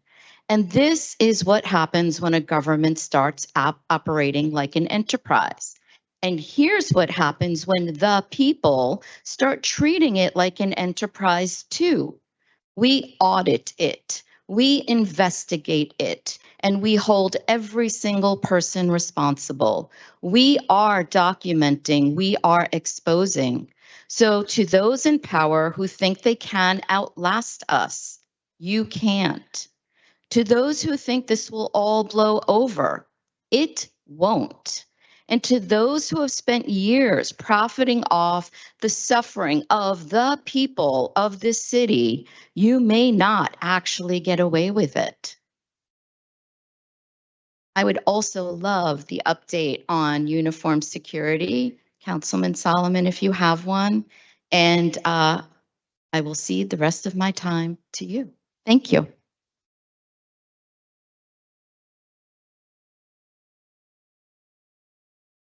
Our next speaker, 5.41, Wendy. She left, okay. Next speaker, 5.42, Justin. Justin Y, no? Next speaker, 5.43, Norman. No? Next speaker, 5.44, Kishan. Left, okay. 5.45. Left. 5.46, James. 5.47, Michael. Not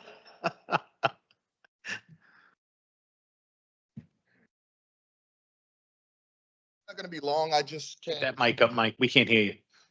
Good evening, everyone. I just came to thank you all for introducing the pool fee ordinance. I'll be back to talk about it again on the second reading. Hopefully you'll pass it then. But you know, it's important that the children in our community, especially if they are in a single parent household with groceries rising and all of that stuff happening, provisions and just everything. It's important to know that, every dollar counts, especially when you're living paycheck to paycheck. And, $5, $10, $15, right? A day. We're not talking about a week, we're talking about a day. And, like Councilman Gilmore said before, if there's a heat wave, them kids are going to want to be at the pool at least 5 times a week. So, I just want to thank you all for that. And just really quickly, I heard a gentleman mention that 9,000 affordable units have been brought to Jersey City. So I just asked you to update your website because it's only 8 available there. Thank you.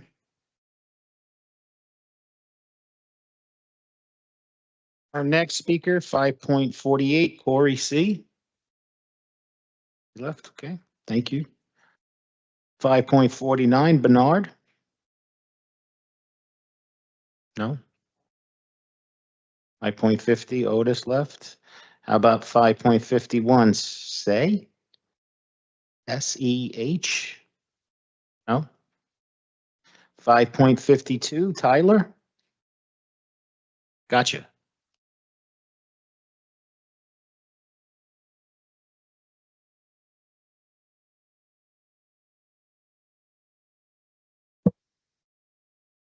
Hi, Council. My name is Tyler Newcomb. I'm a resident of Ward B, a homeowner, a cyclist, pedestrian, transit user, and occasional driver, and I'm also on the board of Bike JC. Like many of my neighbors here today, I'm here to ask for your support of the full Manhattan and Franklin bike lane in the Heights. I want to tell you a story. On a beautiful Sunday in June of last year, my father was visiting, and he, my boyfriend, and I were heading to brunch by bike. Just a few short blocks from my house while riding on West Side Ave, a driver of a minivan came up behind us and started honking. West Side Ave is not wide, and according to both city and state laws, I have a right to ride in the center of the lane, clear of the door zone, and drivers must wait until they can give me 4 feet of space before passing. The driver began revving his engine, and he and his passenger both began to lean out the window and yell at us to get out of the road. When we stopped at the red light on the corner of West Side and Bentley, the driver began screaming and calling us slurs. I turned my head to tell him that I had a right to be there, and when I turned back around, I heard the engine rev and I felt a sharp jolt from behind. He had used his 5,000-pound car as a weapon to bully me off the road. He promptly fled the scene. I filed a police report, and while the officers were understanding, the most they could do, if they found him, was issue him a ticket for fleeing the scene of a crash. I was lucky. My story did not become one of the more than 40,000 annual traffic deaths in this country, nor one of the estimated 3 million annual injuries. But nonetheless, my story was one of hundreds of millions of close calls and driver aggression that happens every day across this country and in this city. My bike still does not have a rear fender. My heart rate on West Side Ave is much higher when I bike now. I question my routes more. I ride in fear. But the story of biking in Jersey City does not have to be one of fear. I bike because it is practical, but more than that, I bike because it brings me joy. I can get fresh air and exercise. I can say hi to my neighbors. I get to see people walking their dogs, hanging out in the park with their friends. And I always bring a smile to someone's face when I ride around with my foster dog in the front of my cargo bike, or when I go to the hardware store, because people don't even consider that you can bring a bike to a hardware store. I think that everyone in Jersey City deserves to experience the joy of cycling without fear. We know what works: physical infrastructure that separates cars from bikes. We have the $670,000 of funding secured to do it. Now we need your support. Don't let your residents live in fear. Choose joy. Thank you.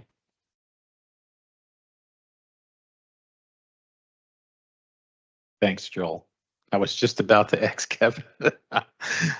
Next speaker, 5.53, Tom.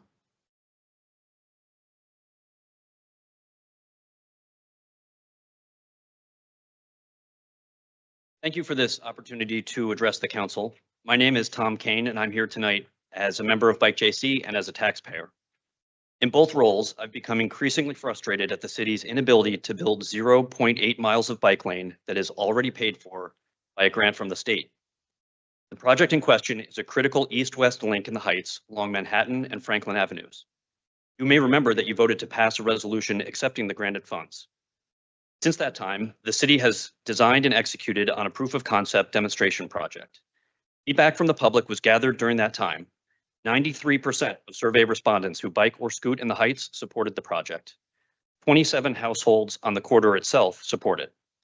Bike JC circulated a petition, which included in-person canvassing in the neighborhood. Over 700 individuals sent letters of support to your offices to demonstrate the grassroots support for the project. It's key to note that no one who drives in the neighborhood today will be prevented from doing so once the project is built. Of the hundreds of lane miles that crisscross the Heights, we're talking about only 0.8 miles of protected bike lane, and you can still drive on those streets. Let's talk about the benefits of the project.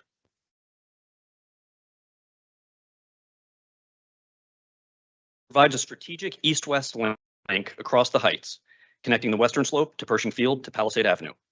The route was chosen because of its historically high crash rates, and it includes intersections along the high injury network. The route is also called for in Jersey City's Bike Master Plan. On the western end, it'll provide a connection to the Greenway, which the state is in the process of building. This means that Jersey City could have a safe off-road link to communities like Newark and Montclair. The plan accomplishes all of this without a meaningful impact to parking. And the funding from the state is guaranteed if we stick to the plan. There will be no cost to the taxpayers of Jersey City.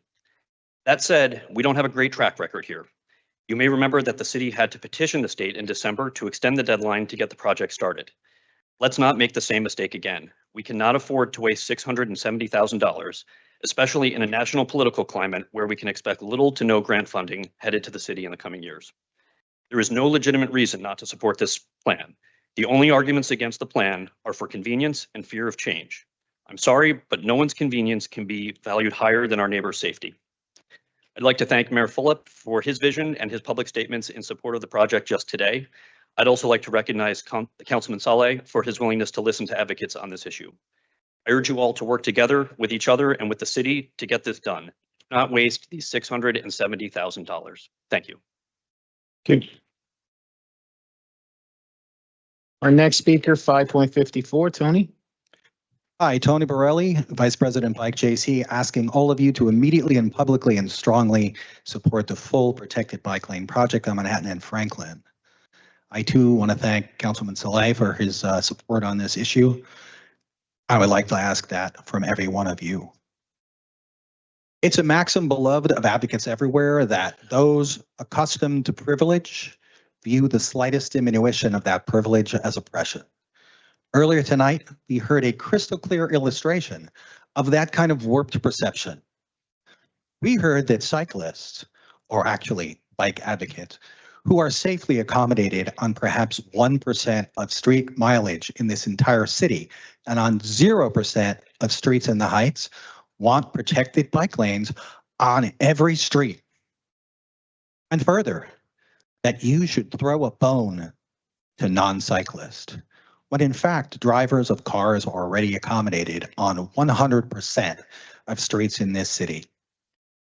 I don't know what dinner's like at your house, but that sounds like the whole steak to me.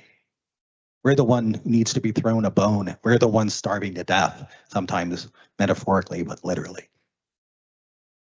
I ask you all to consider which of these rhetorical paradigms represents reality and reasonable requests for change, and which is the illogic of those grasping at straw men, because I think you're going to hear a lot more arguments like that in the days to come. It is right and proper that Heights voices are heard and weighed loudest on this issue. But, and you will hear many more, as you've already heard, but it's also true that all of your constituents have a stake in a protected bike network in every neighborhood of Jersey City. It's supposed to be transportation, not segregation. One Jersey City, not two. Please make that happen for all the people you represent. And thank you for your support.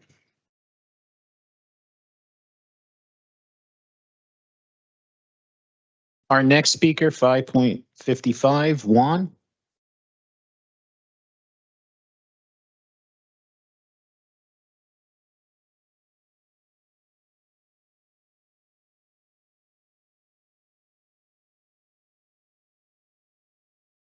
Good evening, everyone.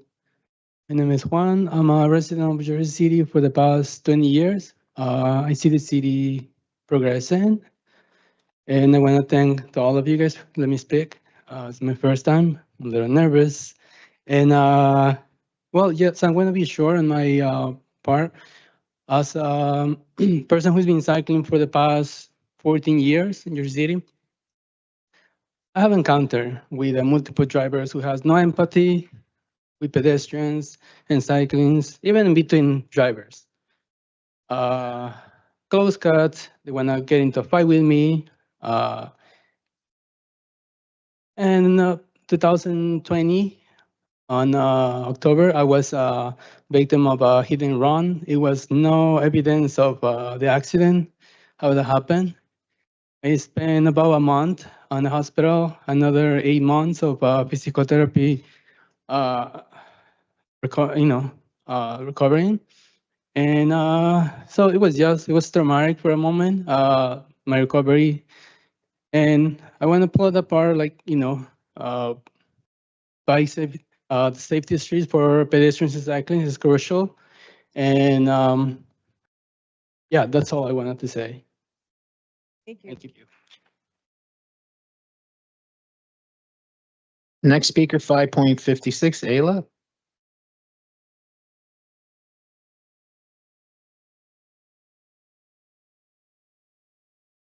Good evening. I think most of you only know me in my capacity as the president of Bike JC, but I would actually like to take that hat off for a moment and speak to you in my professional capacity as an urban planner and a transportation grants manager. I actually received my master's degree from the very same esteemed Rutgers planning program as the city's entire transportation planning department, including Director Manzella and Director Patel, who we are so lucky to have. Urban planning is a specialized field that takes years of training and practical experience. I work in this field every single day to deliver transportation infrastructure projects just like the protected bike lane currently proposed for Manhattan and Franklin in the Heights. This project, as applied for in a successful state grant, would add an east-west protected bike lane across the Heights. I've read every single word of the city's grant application for this project, and it's no surprise to me that we won this highly competitive grant. It is a sound plan based on modern transportation principles where streets are designed for all users, all users. It also aligns with many of the city's existing plans, like our bike master plan, among many others. And most importantly, it's data-driven, equitable, and centers safety.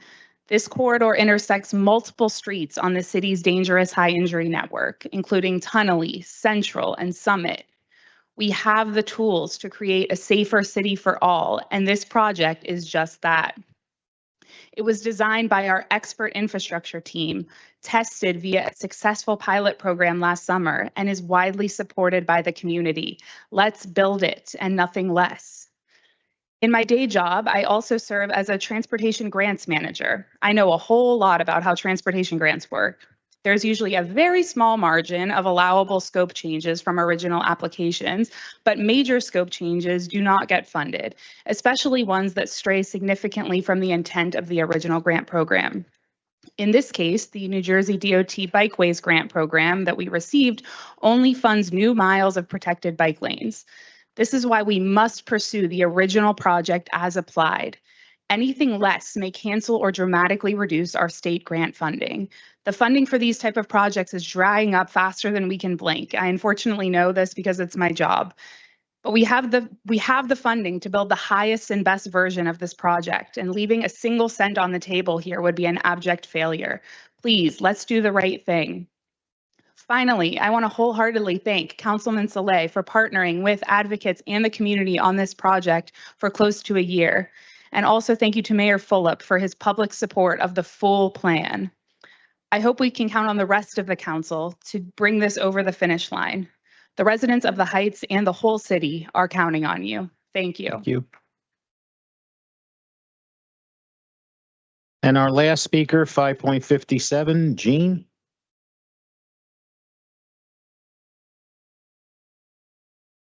Evening, Council. My name is Gene Aguirre, also known as Gene the Dance Machine. But what I'm here to speak about, though, is I live at 72 Montgomery, downtown in a senior building.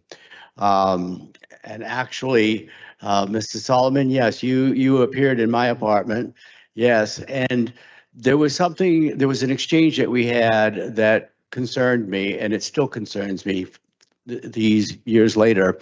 One was I was explaining some of the situations that happen in that building where there are things that should not be happening. For instance, like even right now, the gate to the parking lot is not functioning. It is open to whomever. My car had the catalytic converter ripped off the bottom of it in that parking lot. The cameras were rolling, I was told, but the management did not release those tapes to the police. So I was left with this back and forth with them. There are many instances when an elevator is down. There are 2 elevators. This is like a 15-story building, 36 or 40 apartments. People come in from their shopping because there are these vehicles that will take them with their wheelchairs and their walkers and whatever. And the line goes down the hallway because there's only one elevator working. Fortunately, there's always been at least one, but sometimes, that's even questionable. The premises are not maintained very well.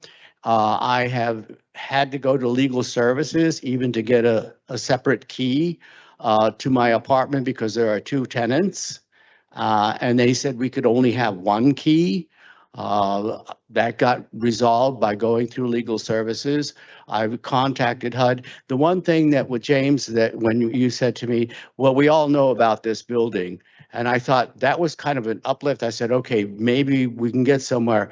But then you said that is not, I won't say you were abdicating at that point, but it was like, this is not my jurisdiction. This is a federal, and you were running for city council. And I thought to myself, well, where are the city council members? Where's our first step to get to the next one? Do I just simply go to the president of the United States to get something? Thank you, Gene. Or do I go to one of you guys to help me get there? That's all. Thank you, Gene. Thank you. Sean, Gene, if I appreciate you coming. We will follow up on the parking lots and the elevators. I think what we were referencing was HUD rents, but we can get there in a second time.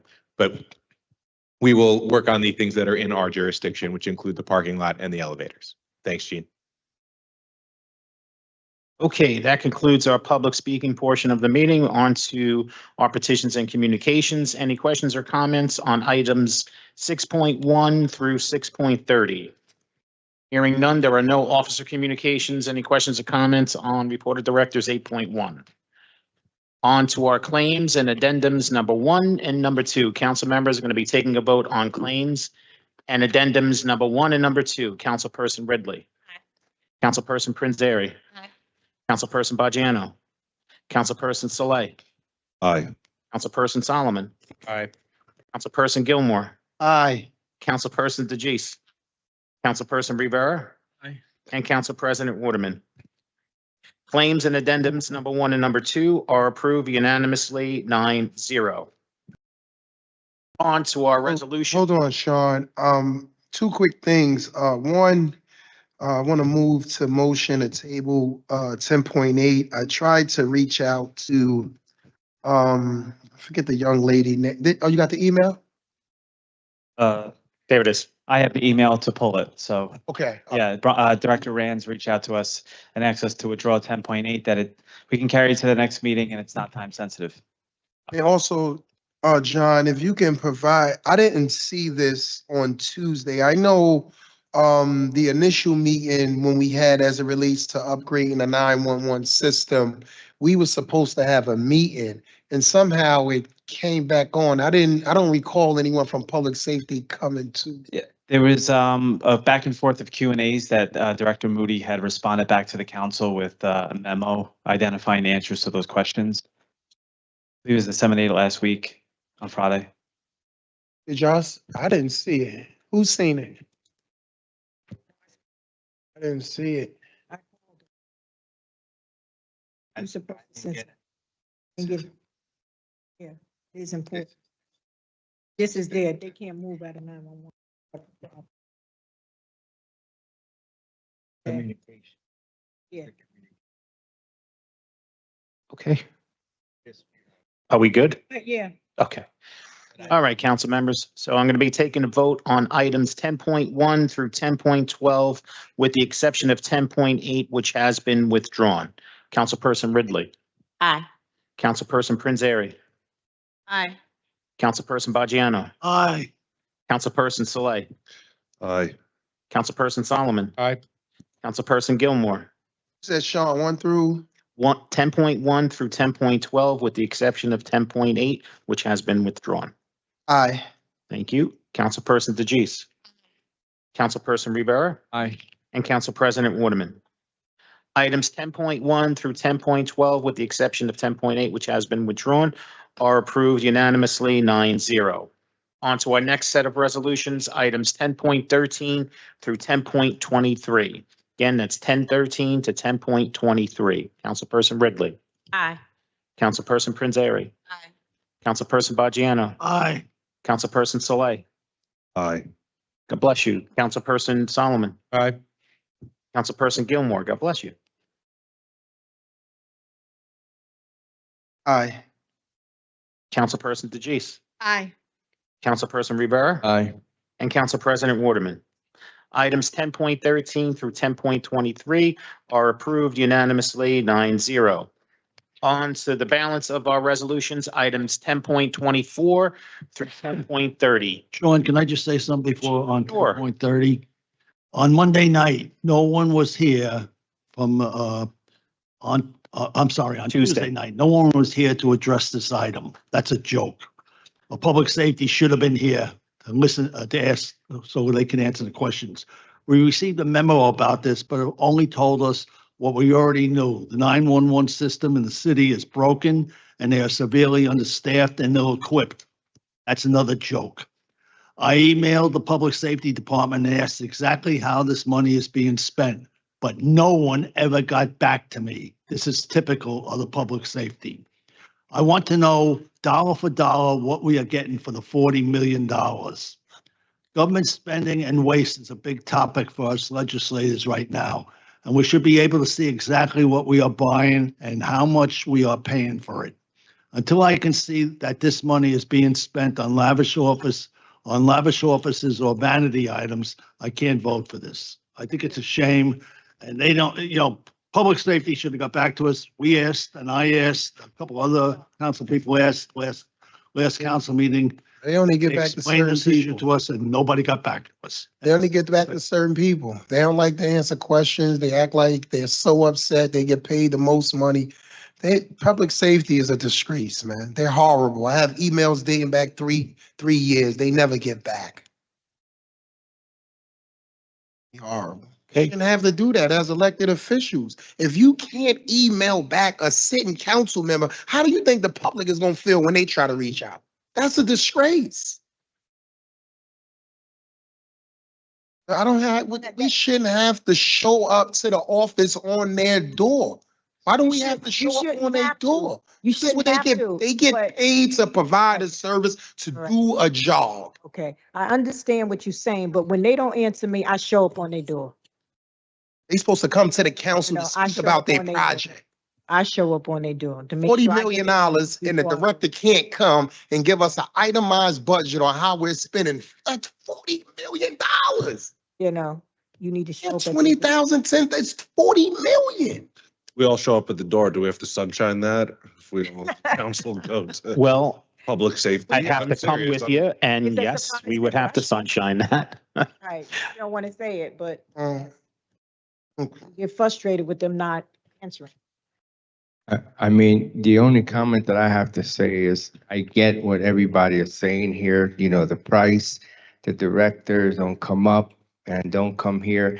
But in the middle of this, we have our Jersey City Police Department, we have our Jersey City Fire Department, and not, you know, paying attention to this line item and not voting on this, you put those men and women in harm's way. And I'm not gonna take that chance. Okay. Council members, I'm going to be taking a vote on items 10.24 through 10.30. Councilperson Ridley. Aye. Councilperson Prinzary. Aye. Councilperson Bajano. I say it's an embarrassment. They never got back to us. It's an embarrassment to this council. I say no. No one, Wait, hold. 10.30. and I on the rest. Aye on the rest. Oh, man. Just burns me up. I'm like, Councilperson Saleh. I'm gonna vote aye for all except 10:30. I vote no. Until I get more information, so. Councilperson Solomon. Aye for all. Councilperson Gilmore. I'm gonna vote no 130. I think it's just becoming of good government to provide how we're dispersing this money. I do get the importances of our emergency responses, responders. I'm not being dismissive of that. But ultimately, my goal is to make sure that we're doing right from a financial standpoint by the constituency of Jersey City. So without a director coming, explaining, again, I can't get, I don't know how many times I reached out. But I know how many times I got a response. So in light of all that, I'll vote no on 30 and aye on the rest. Thank you. Councilperson DeGise. Aye. Councilperson Rivera. I'm going to reiterate what I said. I get it. And yes, the director doesn't come, the assistant director, whoever they are. I mean, I didn't get any information from them anyway. But I am not gonna sit here and jeopardize a communications information between our public safety, our police, our fire, our OEM. I'm not gonna do that. I'm not gonna be, you know, the person to blame, God forbid, if something happens because we didn't vote on a communications budget for these guys. I'm not gonna do that. So I always have their backs and I continue to do that. And again, I get it. Your points are valid. My council colleagues' points are valid. No, they do not answer emails. They do not. You know, they don't answer texts in a timely fashion. They do not. But here we are at this juncture. I vote aye.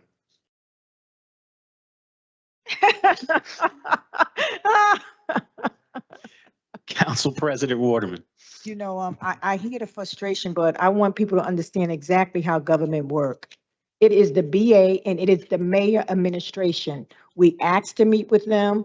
I show up at their doors surprisingly to get some answers, which I should not have to do that, but the council don't control each director.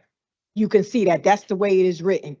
Because if we control them, then we could fire them easily. But it's a processing for us to get rid of them because they are appointed by the mayor. So when we are frustrated with public safety, especially you hear the frustration of some of the council, they are frustrated because they're not responding to some of them, you know, some of their questions or some of their calls. What I want the public to know is that it is the mayor's administration. He is responsible for them. He hires a BA to look over them. This is how it is run. I want it clear because I don't want them to think that this council is not trying to get no answers. We have done all that we possibly can do. Like I say, I show up at their doors and we should have a conversation. It is the BA's responsibility to make sure they respond to this council and the mayor's responsibility. And when that do not happen, then you should put a plan in place to have them removed. That's how this process goes. Okay, I want the public to really understand that. That's how it goes. So with that in mind, I do vote aye. I want them to know that because they think it's us all the time. Okay. Your frustrations, now you hear our frustration. Be done. Items, I'm sorry. Items 10.24 through 10.29 are approved unanimously 9-0. Item 10.30 is approved 6-3 with council members Bajiano, Soleil, and Gilmore voting no. May I have a motion to adjourn at 8:14 PM? Second. Motion was made by Councilperson Rivera, seconded by Councilperson Soleil. Can I ask you a question before you adjourn the meeting? You cannot. It was just a. You can do a sidebar, one of the council members. On the motion to adjourn at 8:14 PM, all council members present by acclamation, please say aye. Aye. We are out of here at 8:14 PM. Thank you so much, everyone in attendance and everyone watching at home. Remember, teamwork makes the dream work. Stay safe and have a great rest of the night.